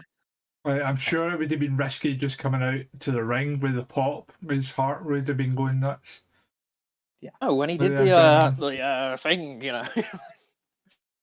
that's what you want. But yeah, so it was nice to see Triple H come down to the ring, just a basketball kind of thing. Obviously, you'll still see him around but it won't be as much prominent, obviously. So it started off with R-Cade Bro, the defending champions, versus the Street Profits versus Alpha Academy. This was a lot better than I expected it to be. I said into the chat, I thought they were going to throw these like the first few matches away to get to the better matches, but this was actually all right. Yeah, I enjoyed it. I enjoyed it. I was just really annoyed that the Profits heel turn was just retconned. Yeah. Just completely retconned. Like, Street Profits came out and attacked R-Cade Bro and Alpha Academy out of nowhere on that Raw 2 weeks ago, and were like quite dickish about how they challenged them. But it was just as if nothing had happened. They were still faces, which annoyed me. And I'm sure it has nothing to do with the fact that I thought Street Profits were going to win based on the heel turn and possibly cost us our match. Yeah. But yeah, so what I wrote here, which is going to annoy me more now, I'm glad they've got past the two being the ring rule, you know, in like three-way tags where they used to have the two people in the ring and then the other tag team were on the outside, and it'd be like, if they get tagged in, why would you ever tag them in? I'm glad they got past of it, but then that's going to be funny for later on because they didn't get past it, clearly. No. The one spot I don't know if I've mentioned, which I really hate in wrestling, is the let's cuddle spot where everyone's outside cuddling each other, just allowing a wrestler to dive on them. Yeah. What was the point of why are all four of them there randomly in the corner? Like, there's no. I hate control spots. Like, I hate finish the total eclipse. I hate moves where it has to be perfect for them to hit it. Yeah. Move, it has to be perfectly facing backwards in the right hand corner. It's never in any other corner for them to hit it. It was the same way Ruby Riot's thing where she would pull people into the turnbuckle with her legs. Like, that is such a contrived spot because you really, as the person taking it, you really need to just throw yourself forward. If someone tried to do that to you in real life, you'd just be like.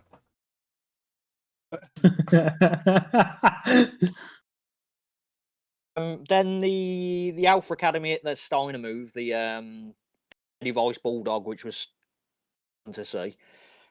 The top rope RKO was really good. Yeah. I like the Riddle guy, Randy Orton. I think he's getting better and better, the old connection of it, so it's going to be good when eventually one of them turns. Yeah, I think they're going to hold off on that because they do have that good connection with the fans now. And they if it was going to happen, it was going to be Mania. So. Yeah, and they don't have a face team over enough to be the face of the tag division now. So it was just it was a decent match. RKO Bro won in the end. And I rated it 3 stars. It was good. Yeah, I really enjoyed it. I enjoyed it.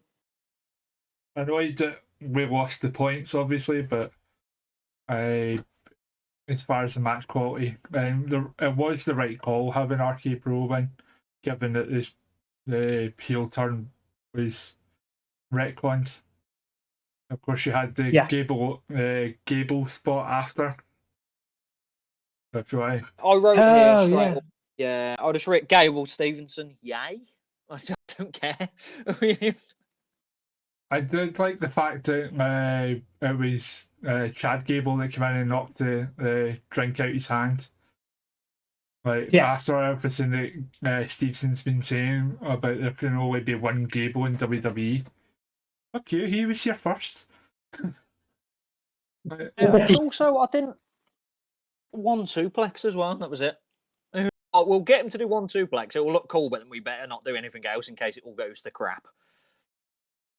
Yeah, he's so not ready for TV. He's not even got a presence. Like Brock Lesnar had a presence. Stevenson doesn't. He was just a guy who was in the ring throwing someone. I don't know if he's been heavily pushed on American TV because he was an American gold medalist. So maybe all the sports channels over there pushed him, but there's a chance. Us in Europe and the UK had no idea who he was until they announced they'd signed him. Yeah. No Yeah, idea I whatsoever who it was. Rated that a 3-star. With the real Tyler Brown, who rated it 5, which is average, which is fine. Raw tag team title match, it was just spot after spot and lacked any story. The crowd was hot and it was definitely the right place on the card, but because it had high energy and was a hot start. But this is not my style of wrestling, and this was not for me. So just saying he didn't like it because it's not his style of wrestling, which is fine. Yeah. Not going to like everything, are you? Yeah. And then came my match of night 2. Lee versus Omos. No, ours followed.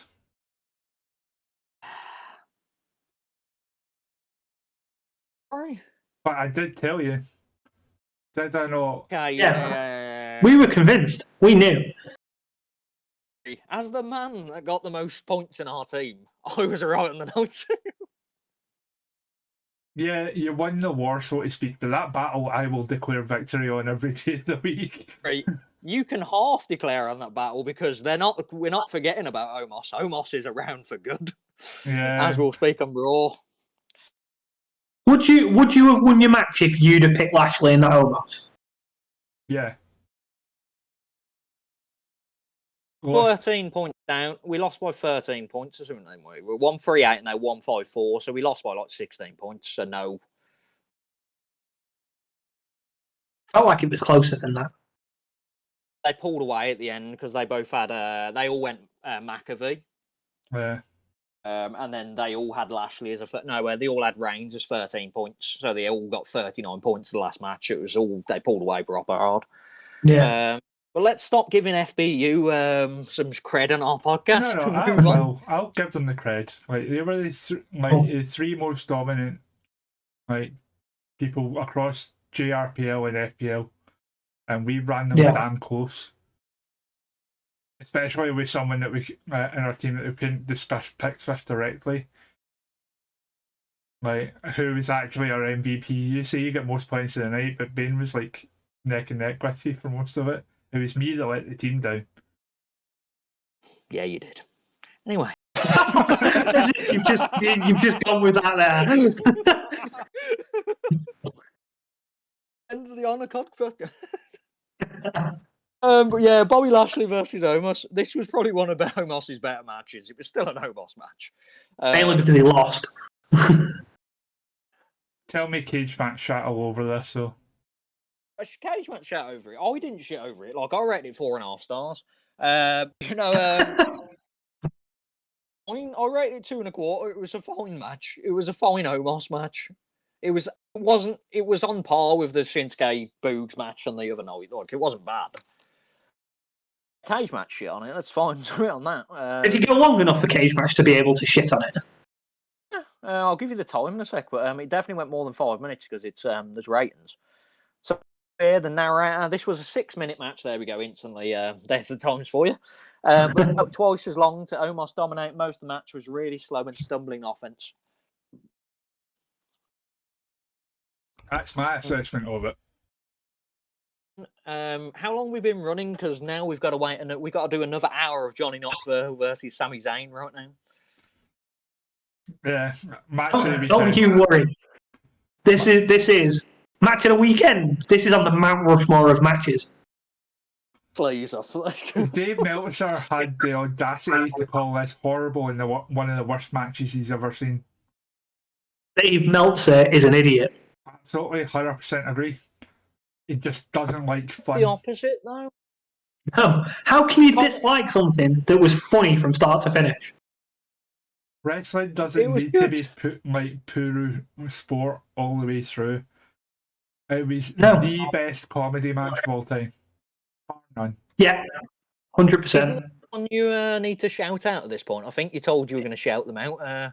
Smooth. Yeah, they got a shout out a bit earlier when we first referenced this, but yes, Chase of Blades loved this match, and so did we. This match. This is where I want Muzzle to appear. You can't have two Muzzle run-ins. We're not the Undertaker. You can't have this. What, the first time he was like Big Boss Man when he didn't turn up at the ring? He missed the spot. I don't understand what you can dislike with this match. This is what this match should have been. So yeah, Ponce. Look, I've just written brief notes on it because it was just a lot of random stuff happening. Because it is what it is. Ponce turning up, I really enjoyed. Insane state that there was going to be the old party boy bit. That was fun. Man doing a body slam on Sami Zayn. Yeah, Andrew. channeling Hulk Hogan slamming Andrew the Giant. Yeah, it was so good. When he got him up, I was like, I can't see him getting him over, and he did. And I was like, wow, what a guy. Spots they kind of messed up slightly is why did they have the mousetrap thing underneath the ring? It just all of them went off as he was pulling them out the ring. It's like all the mousetraps already went off before the table. Where could you store that? Where could you store that? Let's be honest. Yeah, you can't. It's got to be under the ring, hasn't it? Cloth. Just get the cloth trick. But yeah, that was a cool spot.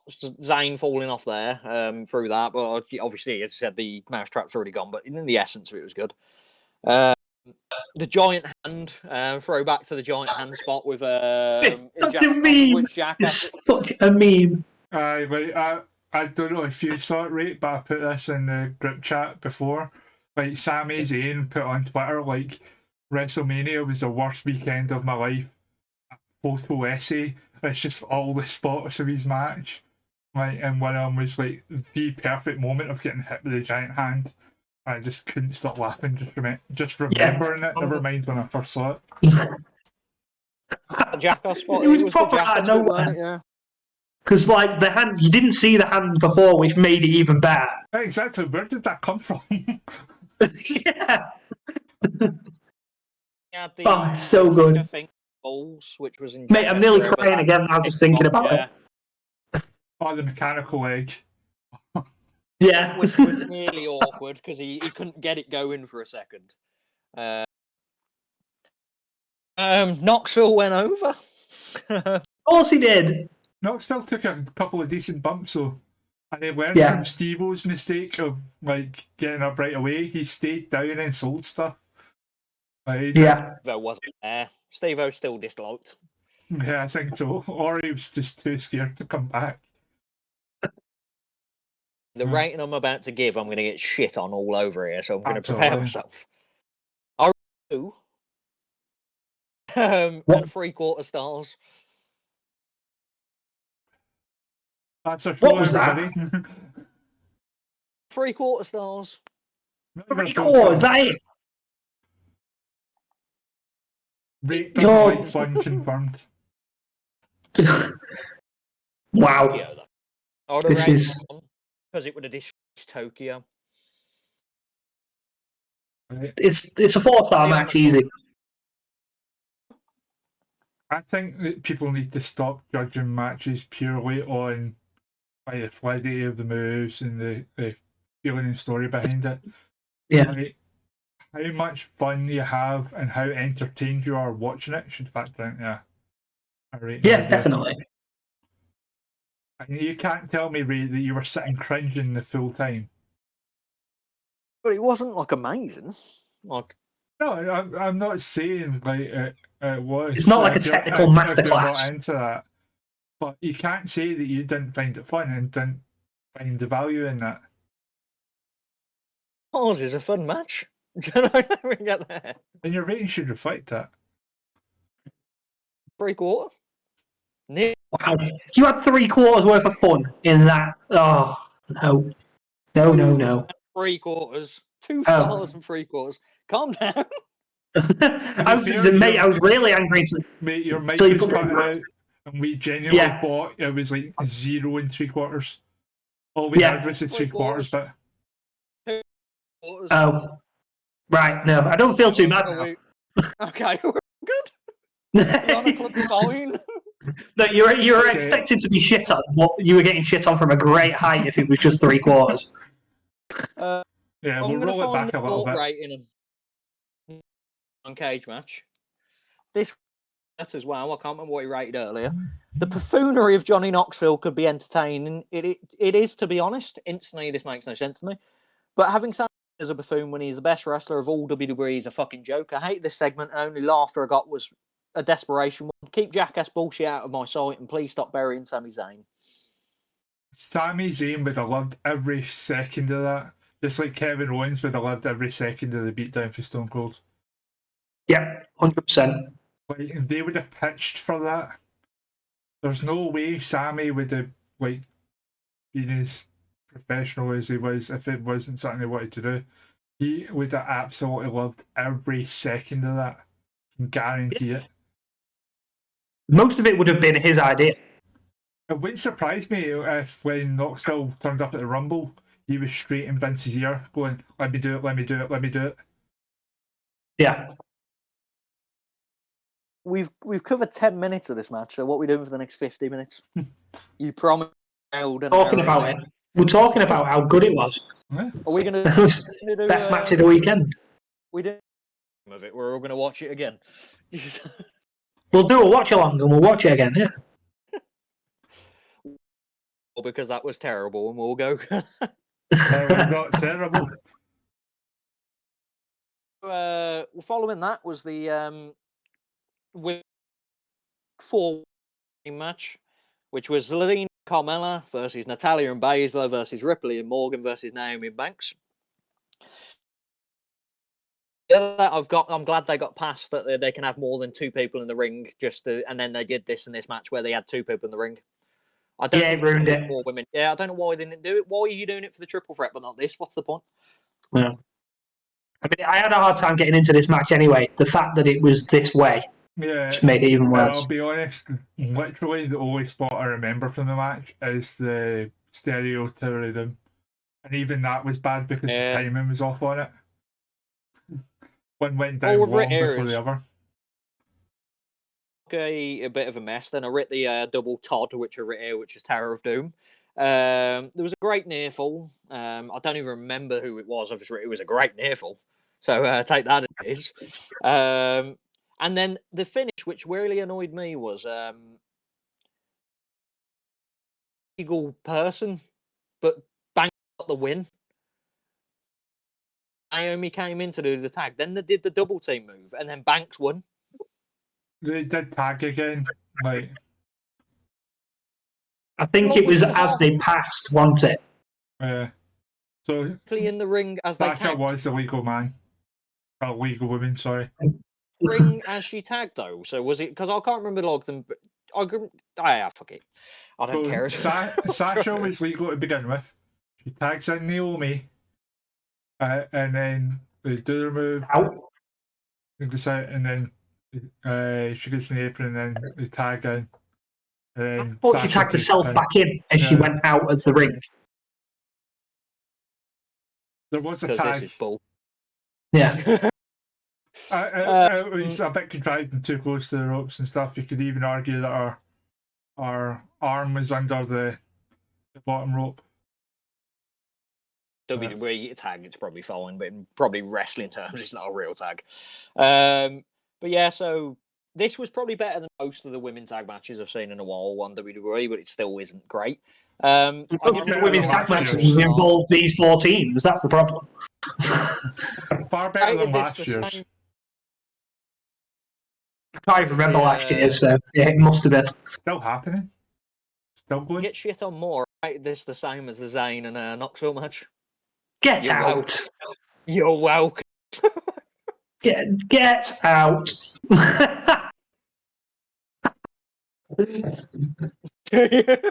That's it. You've ruined my evening. I can't go on with the show. No. How does that feel, Ray? 3 weeks to me. I don't want any negativity here.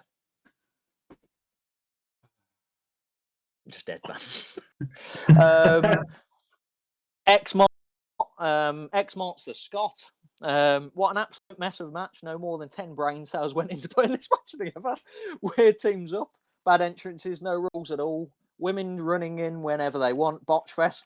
No one's redeemable quality. Down the toilet it goes. Yeah, it wasn't good. Right, I'm not going to sit here and defend it and argue it was a good match. It was far better than last year's. My match of the night was Styles versus Edge. Very At the good point I match. went dead because I didn't want to hate it. When it first started, I felt I was going to like it, but then I did right like halfway through. Honestly, it's a bit slow. Like a lot of it was really slow at the start, but proper. It felt like they were both knackered at the start, which was odd. Like there wasn't moves to build towards them being knackered; they were just knackered. Well, AJ whacked his face off the set as he was coming out. That's why he was bleeding. And Edge's matches are always slow. They're always slow, ever since he come back. So it did ramp up. Build up well. Yeah.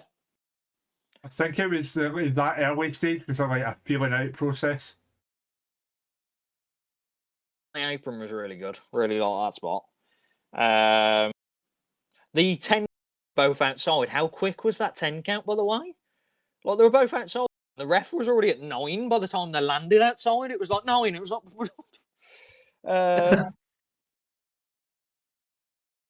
near fall, which was very good. I was surprised that happened. That was thought was the end of the match. And I thought Styles was going over.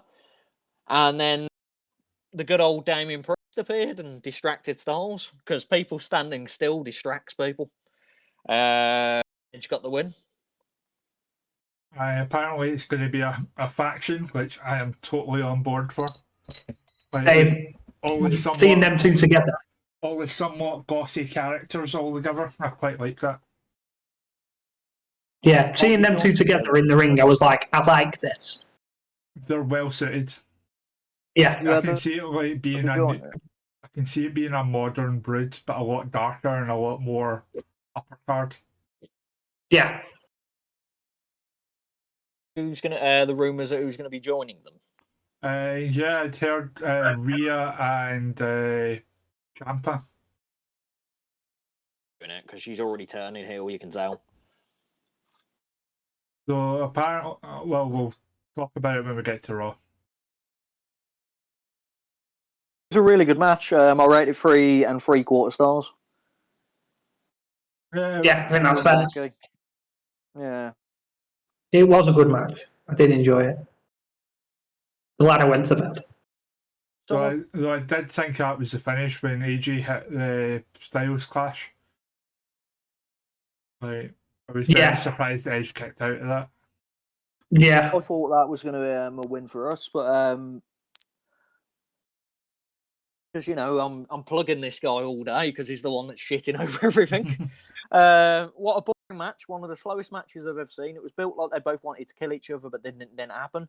Nothing memorable for a dream match. AJ and Ed both seemed out of it, and AJ wrestled like he was injured. He was. Did you not see his face?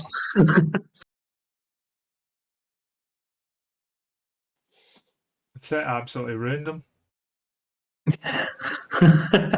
Concussion. What's funny as well, no knew until you actually look back. Why is he bleeding? I thought he just had a spot that he cut or something. I noticed it quite early. Yeah, I noticed it when he was coming down the ramp and I see him going. Yeah. I noticed it when he was coming down the ramp, but I thought it was just, look, when you accidentally scratch a spot and you're bleeding. Yeah. That's what I thought it was. But it just looked really rough. Really skipped over this match. Sheamus and Ridge versus the New Day in a classic 7-second match. Got bumped from night one for this. Yeah. As well. They got Big E and not Big E. Kofi and Woods were wearing Big E's gear, like in honor of him, and they got squashed. Yeah.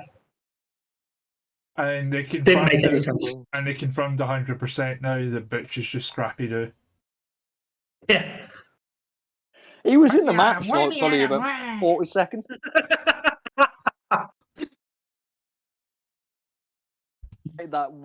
It was for what was happening. It was fine. Like it wasn't. It was a squash match, but they did get some offense. Like Kofi Kingston got some offense. So I rated 1 star. It wasn't the worst minute match I've ever seen in my life. Obviously, no cage match review. I'm gonna go with X marks the spot. That was shit. How did that get a review? It's less than 5 minutes. Oh no, the review. That's probably what he said. That was McAfee versus. I nearly skipped past the actual match. I went straight to the second match. Theory versus McAfee. A lot of fun. Yeah, it was. Get this reference? Did you ever see Trent Seven wrestle live, but in person? Oh, Trent Seven Army. It was like, here comes Trent Trent Seven. What a Army. swerve! Ding, ding, ding, ding. I was like, It just goes to show, though, if you pay for a licensed song, like the crowd are going to be into it no matter what. So His entrance was class. Yeah. It was weird hearing Michael Cole being so supportive. I've never heard such a positive Michael Cole, and let's go, Pat. It's because he really has genuinely taken him under his wing. Like, there is a real friendship there. I was going to say they're genuinely friends, aren't they? So. Yeah. His father, you know, like when McAfee was chasing him, he was going, "No, don't do it. That's not the right thing to do." But yeah, weird. I loved the spot where McAfee got the headset on and was calling him a douchebag. I'm going to beat this douchebag. Yeah. Cole's like, "Are you calling your own match?" He's like, "Yeah." Do that a lot, don't I? People slight Michael Cole, but he added so much to this match. Yeah. Horrible human, but a good commentator. Yeah. Yeah. Yeah, McAfee's athletic as balls. Like, some people didn't watch the NXT match with Cole when he did that suplex spot before. So this was for the first time they saw him jump up onto the top rope, but he's so athletic. Yeah, one of my friends had never seen any of the NXT matches that he'd done. And then he was texting me and he was like, "How's Pat McAfee so good?" I'm like, "You need to just go and watch his NXT matches and you'll see. You'd have known this like 18 months ago if you'd watch." The guy has his own wrestling ring. Like, he practices this stuff all the time. Like, yeah. And then he got the quick fall finish, which was deserves it. Match. I was really surprised by it. He deserve it. Rated at 2 3/4 stars, so I like that as much as Zayn and not Phil. This is going to be a running trend for the forever now. I mean, I thought they were like as good as each other. I was entertained by both for different reasons, and I thought they were both on par. But yeah, as far as like MVP of the night, like just counting how much I was entertained by one single person, Pat was the most fun thing of the whole night. Like, yeah, we'll get past that part in a sec. To get to that part in a sec, my favourite part after the second match. But yeah, so obviously someone shout on this because wrestling and everyone hates everything. Arkham Mount Law 10, absolutely pointless stinker. It's a paragraph first long, so I can't bother to read the rest of it. But that was his whole information on. We skipped over the fact that Vince McMahon introduced him as future world champion, future Universal Champion, and they brought him to the ring. Yep. Which I can see. Match, yeah, same, definitely. He's talented, he's charismatic, and he has the look as well. He has that WWE look of just being clean. It's a completely refreshing gimmick as well. Nothing anybody's ever done before. Match which was rumoured but we thought would never happen, which was McAfee versus Vincent Kennedy McMahon. Vince looks good, man. If I look that good at 76. Well, the pit stains in his shirt when he did the cheesy taking his jacket off, like he just saw this big massive pit stain. Old as balls, but his body looks insane. Yeah. Shoulders like boulders. Shirt. He had the Vince McMahon fucking vest top. You knew it meant business as soon as that vest top was happening. It was weird because him and McAfee both had them. I was just like matching gear. Yeah. McAfee selling for Vince. Just McAfee running into lines. Then there was a weird spot with the NFL football where he punted his stomach and then pinned him. That was the match. It was supposed to be his balls. Yeah. but obviously shot So too high. I rated that 2.5 stars, like the Johnny Knoxville. No, I didn't. I rated that just 3. I rated this the exact what you heard. 3.25 star. No, I can't. 3/4, mate. 3/4. Stars. That's it. There we go. That's how much I rated it. Jesus. Watch. The post match though, that 3/4 was stars, but I definitely didn't do that. the post match though is where the real chef's kiss is. That's where the sell of the night comes in. See, then Austin comes down. Austin comes down. It's still picture perfect. Whenever he hears the Austin music, he's just like, "Ah, shit." He Which reminds jumped me- before. Yeah, he jumped at Austin Theory's music. Yeah. Like, he thought it was Stone Cold's. He was about to do it. Yeah. He was, oh no, that's not his music. It's fine. So almost spoiled it a bit. Yeah. It was dead. Yeah, I just had the biggest smile on my face because it was Austin just coming down, and it was a Vince McMahon spot, so it was going to be good, even though we're going to get to the worst thing in the world, which was like You say the worst Austin thing, but it Stunner was Theory. also the best. Yeah. Like, And it it's was been edited perfect for together what it since was. very well. Like Austin Stunner and Austin. I'm going to go with Austin Stunner and Austin look great. The height he got, like the height that Austin Theory got, I think he would have cleared the ropes. He could have slam dunked if he was playing basketball. And then we knew where it was coming along because Austin grabbed the beer and you knew what was going to happen. I loved the spot with McMahon and the beer where he was just like, Yeah. Yeah. That was fun. And then in comes the worst stunner he's ever taken. But the Vince best. McMahon is bad at stunners in general, but that was like, he was just like, It was so His awkward. He legs like tried to just grab him stopped. like 3 times. Like, you know when someone fake tries to grab someone that's falling? It was that. I was just like, oh no, what's he doing? and then he hit then- the stunner, and then it was just Austin's face afterwards. He knew it was Oh, the yeah. worst thing that ever happened. If you're ever gonna break someone, that was the way to do it. Austin was dying. Austin was like, this dumb son of a bitch. I'm sure Matthew at Botchamania would play the Send for the Man like bit after that. See him corpse. Yeah, it was. And then obviously, you had the moment. I knew it was going to happen. I could sense that he was going to stun a Maccabee, but you had the moment where a Maccabee came in. They're sharing the beers, you know, and then he stuns Maccabee, and Maccabee probably sold it the best I've seen, which was just the straight up. Yeah. Austin Like celebrating. proper, hands down by the side and just. Yeah. And Austin celebrating, and Maccabee's outside just like that. Yeah. Yeah, it was so good. It's just a fun moment. It was what it needed. It needed the Austin match, but then just the second night of Austin just with Vince. Mm-hmm. Yeah. Perfect end to his But career. yeah, it's good. And then the final bit until we get to Raw. We still got Raw to cover. Jesus Christ! Just because it did happen, it wasn't just replayed. Undertaker came out and did the exact same thing he did the night before. Yeah, he did. Yeah, I didn't even write a note of that. Yeah, he literally was. Right, it was not a replay. It was literally him coming out, waving to the crowd, and going back in doing the exact thing we did on night one. It's Texas as well, though, isn't it? It's just going to yeah. Different crowd, I understand it, but it was weird for TV. And we had the biggest match of all time because it was booked. Roman Reigns versus Lesnar.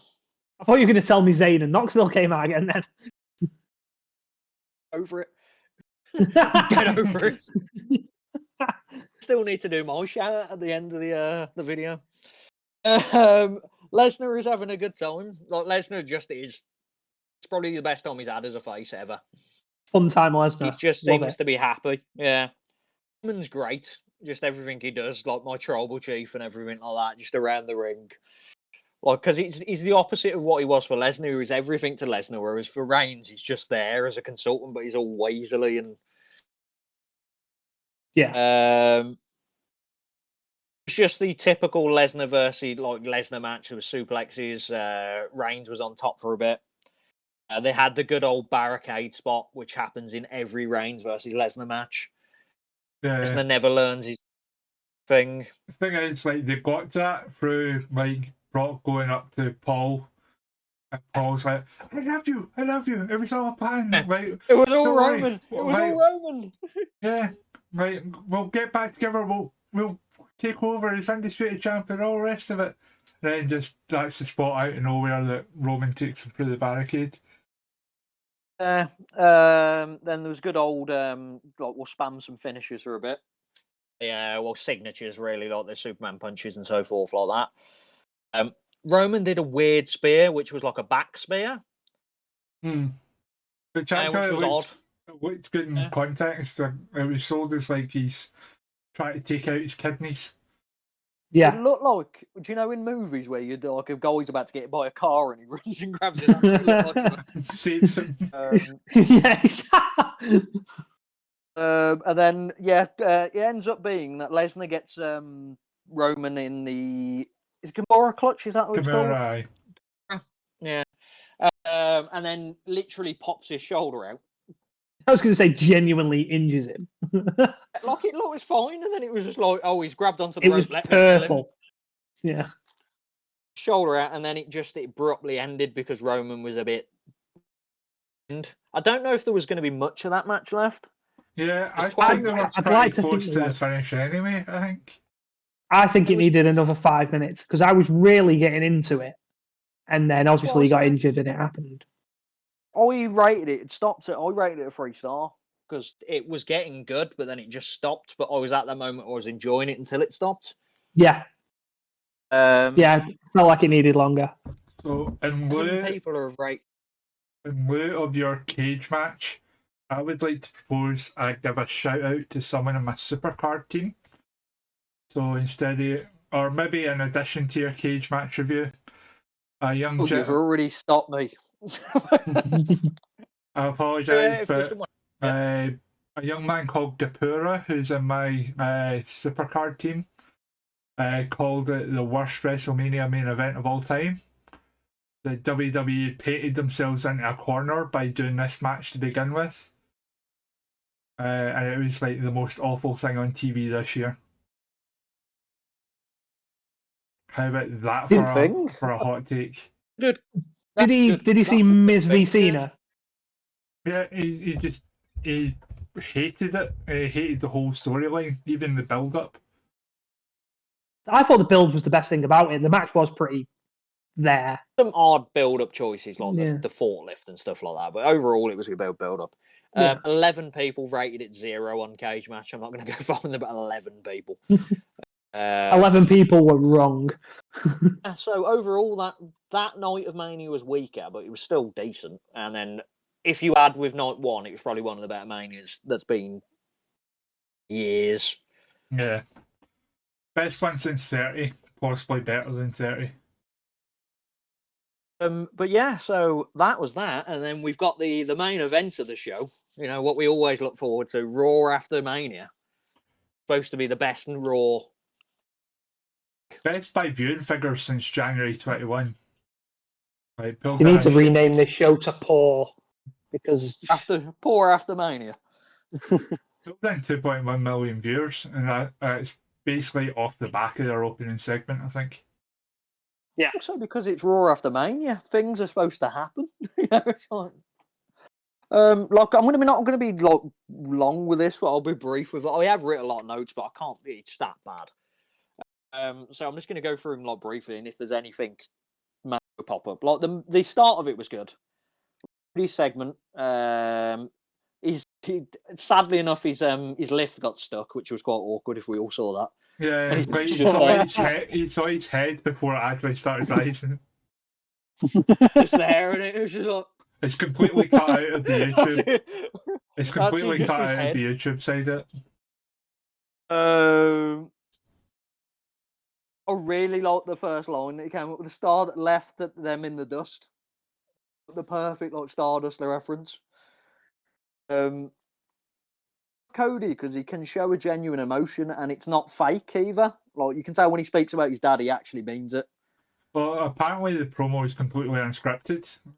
Vince just told him, right, you've got 10 minutes. Go. I think Vince is actually trying to test him and say, right, you've told me you're the best in the world. That was the words they used, apparently, was I'm the best wrestler in the world. I think Vince is like, right, go prove it. Have that match at Mania. Right, you've got 10 minutes on the mic, prove it. I think he has. Yeah, like, oh, you can't fault it. He basically hinted that he's going to be champ. He's going to go for the title. He gave the story of that picture of Dusty Rhodes where he won the title, but didn't actually win the title because it was a count-out finish, I think. The original Dusty finish.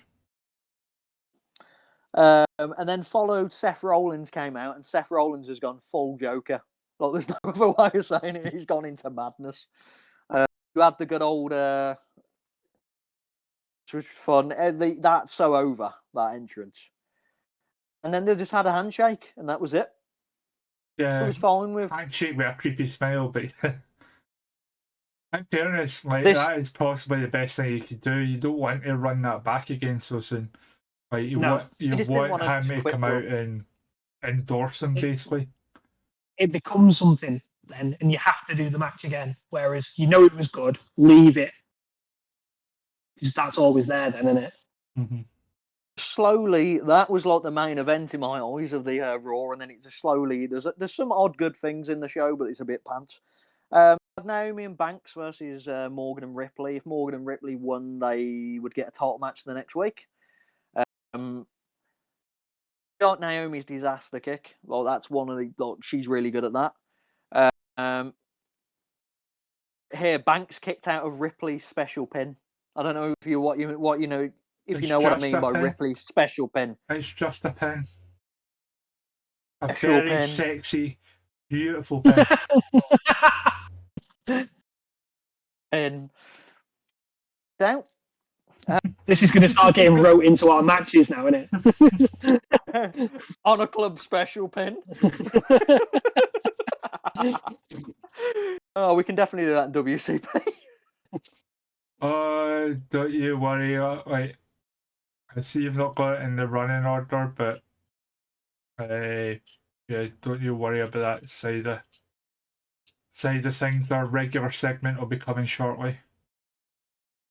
But yeah, so it just happened, and then Naomi and Banks defeated Liv and Ripley. Ripley may be out of this. She suddenly decided that she doesn't want anything to do with this, but then later on, they've got a tag team match for the championships. Yeah, they lost and still got the shot. I understand. WWE's tag team division, everyone. Kevin Owens came out and made a boo-boo face. And then when he basically discussed that he made a boo-boo, and he said, the reason I lost is because I had a bad back. He said that before the match, didn't he? Even though the man he was fighting basically said he was crippled. And he was like, oh, but I had a bad back. And then Ezekiel came down. Yeah, Ezekiel, not Elias. Ezekiel, his younger brother. Oh, this is ridiculous. I'm sorry, but don't put it on TV. It's not good. It's not clever. It, though. At least they kind of didn't hide that it was Elias. Kevin Owens' first reaction was, Elias? Yeah. Have you heard the rumor about all this? That basically someone, the producers or agents, told Elias that he should shave his hair because man wants to shave his hair for a gimmick. And then Vince saw him and went, "Why have you shaved your hair?" And that's they kept him off TV because Vince didn't actually want his hair cut, and then that's why he's been gone so long. Oh dear. The whole Elias push. I heard it was like they wanted to make him like Macho Man 3000, but he couldn't pull off the mannerisms and stuff, so they canned it. So we've got Ezekiel. Basically talked trash at Owens, and then Owens just walked off. Then we had versus The Miz. Yeah. Followed by the debut we've all waited for. Yeah. It was a 30-second match, and in 30 seconds, Dominic still looked lost. It's not. But yeah, so squashed Dom. I rated that. I probably could have rated 0, but I'm not very much on the 0 scale unless it's dross, like really bad dross. And then here comes Veer, the moment we've all been waiting for. I was happy with it, I'm going to be honest. He was fine. I'm just glad it's over. Yeah. He looked good. He looked like a beast. I can't remember How they were going to debut him. Can't remember at what point of the show this happens. Of course, Veer came. His fight finally happened after 6 months of being pent up, waiting to come. Can't blame him that it was over quick. But of course, there was also a spot with Carmella and Corey again. I can't remember whether this was on Raw or on the WrestleMania SmackDown. But like she leapt into his arms and it was like proper porn star kissing. Oh, that was Raw. Yeah, they're off TV now, aren't they? Yeah, they're away to get married, and so is King really better than that? Would I rather seen that than King on commentary? You don't mind King on commentary for a few weeks. I don't mind. In the past, I like King. I liked get him. Your line out. Get your line out, RGX, when when he jumped into her arms. Turn the volume down. I thought I'd mix it up with like not being the only one who came on Raw. Also a line, if you saw it, he came all over Dominic. That was the line I heard. Yeah, I think it was Sean Ross Sapp who tweeted that out. It was like the headline, Veer finally comes all over, all over the Mysterios. But yeah, and then Bianca came down, cut a promo. What a black eye!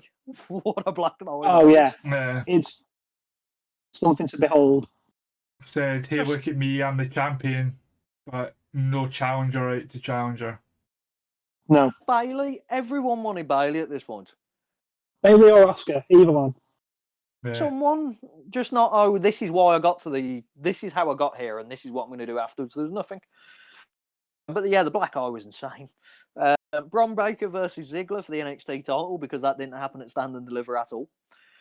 A good match. Like, it was a good match. It just didn't mean as much because it happened 2 days beforehand. And it was a lot shorter than the match at Stand and Deliver as well. I can see, like, this is why Ziggler was champ, like the actual things in the match, like the selling, and he made Breakker look amazing. Still, it wasn't a bad match. It was just shorter. Like, I rated 2 3/4 stars, but like, it was. It is. Yeah. All I could think is, why didn't they do this at Stand and Deliver? And that'll become a running theme for NXT stuff over the next kind of week or so. And then this was followed by Lashley coming out. Lashley's not great on the mic. Very awkward, and which is weird with what they've just decided to do by removing the person who speaks for him on the mic. But yeah, so Omos comes down and challenges him to a rematch in the Omos style of just a rematch. That was literally his whole promo. And then MVP turns on Lashley. I get why he did it, because you can't. It's going to be really hard to buy Lashley as a face while he's still got MVP as a manager. MVP is not a likable face. He did it very briefly, and he was in his original run, and was like booed to hell despite it. So he's just never bothered trying to be a face since.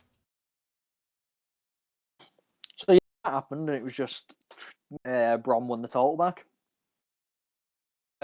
Ripley is definitely turning on Morgan, as we already discussed. They're getting a title match, but that's definitely happening. Mm-hmm. They're going to win the title. And then what I wrote here, but the match didn't actually happen. There was supposed to be, I think it was Zelina and Carmella versus Baszler and Natalia. I wrote here, why is this 4-way tag team still happening? Why are all these tag teams still around? Why have they just not stopped them?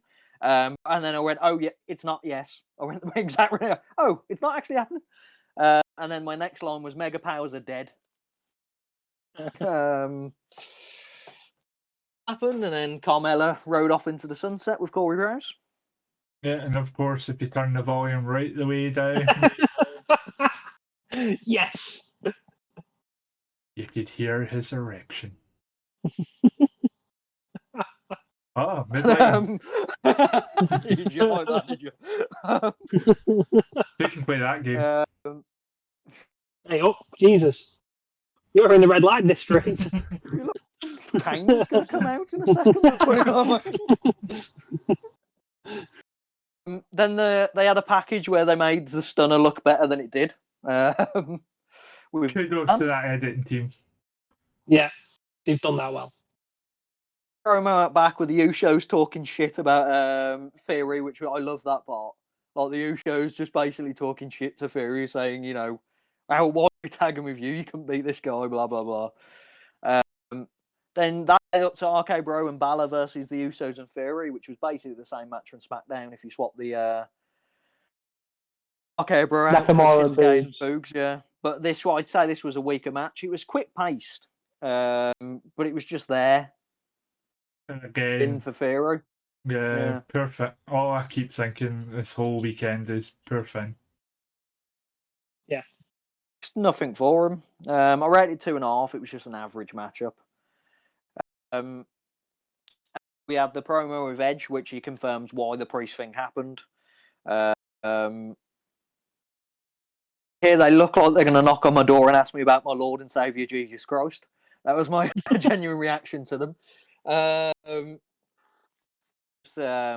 dark turn for Edge, and Priest has bit in. I did like the quote. I don't know if you would have noticed the quote about the punishment side. Referencing his old Punisher Martinez. Martinez, isn't it? Yeah, that was a cool thing. Mentioned AJ's wife, I believe, or his kids. I can't remember if it was wife or his kids. And AJ obviously came down to your family. You need to be taking care of them. Came down pissed. So don't mention AJ's family. And then they beat down an AJ, and luckily they stopped the concerto this time with the security. Yeah. Random match. The most random main event match I've ever seen in my life. Yeah. The Alpha Academy versus Street Profits in a Tornado Texas tag team match. Yeah, of course it wasn't that to begin with. It was a regular tag, and then just all of a sudden, I can't remember. I think it was about to be a count out, or the referee was about to disqualify them for being in the ring, and then Strap Daddy comes out and says, "No, we're restarting this as a Texas Tornado tag team match." It was just a clusterfuck of things. I really hate Montez's forward spot. He needs to be doing that every match. Yeah. Dives over the top rope. It's a special thing. Why is he doing it every match? That and the fact that after that change was made, Otis just stood in the corner not knowing what to do. Like, if you watch him, he's just standing there going, I don't know. Much that's all that really happened. There was a table spot, and then the Street Profits went over. It was an average match. I rated 2.5. It was just average, but I didn't need to see it. Yeah, and then it meh. Just ended with a really random 5-minute Roman promo. They said nothing except watch SmackDown. It's like, what was this role? It wouldn't have been as bad if Bianca hadn't essentially done the exact same thing earlier in the night. This Raw was probably one of the worst Raws after Mania in years. Nothing happened. Yeah. Just come in, so there was no surprise. Yeah, Cody had already debuted. Like, there was absolutely nothing out of the ordinary. Like, the Ezekiel, Elias bit is probably the only quote-unquote surprise debut / return. It's a talking point because of what happened. It's ridiculous. Yeah, because we're talking about how bad it was. It's absurd. Yeah, absolutely awful Raw. As I put it in the group chat earlier, how do you follow up a great Mania with such a shite Raw? It was That's how you do it. It was a wet fart of a Raw. It was not good. End of my reviews, me talking for 3 hours. Yeah, that has Right been quite long, exaggeration. hasn't it? We're 2.5, which even that is still far longer than a regular show, so you can see why we didn't do news or AEW this week. Yeah. There was a lot going on in WWE. We're going to So try and look into May. We're trying to discuss about splitting it, aren't we? So yeah, so what I might do is maybe put a poll in the Discord how we want to do it. But I think we're kind of settled on from May doing news and segments 1 week, 1 day, possibly earlier in the week, and then later in the week doing our actual reviews. But we'll play it by ear and keep you guys updated anyway. In the meantime, like, comment, subscribe, follow us on Twitter, Spotify, Podbean, basically everywhere where Honor Club has a presence. Follow us. Like, just don't do it in real life. It's a bit creepy. Join us. on with it. So, on behalf of myself, RateWrestle and Frozzy, just want to thank you all for listening. If you have got to this point of the video, let's think of a secret message to put in. Corey's erection. Let's have that as our secret comment. So if you got to this stage of the video, comment Corey's erection. And we'll see who's making it all the way through. Erection. Too much. There's too many erections. So thank you all for watching, and we'll see you on the next one. Take care, everyone. See you later.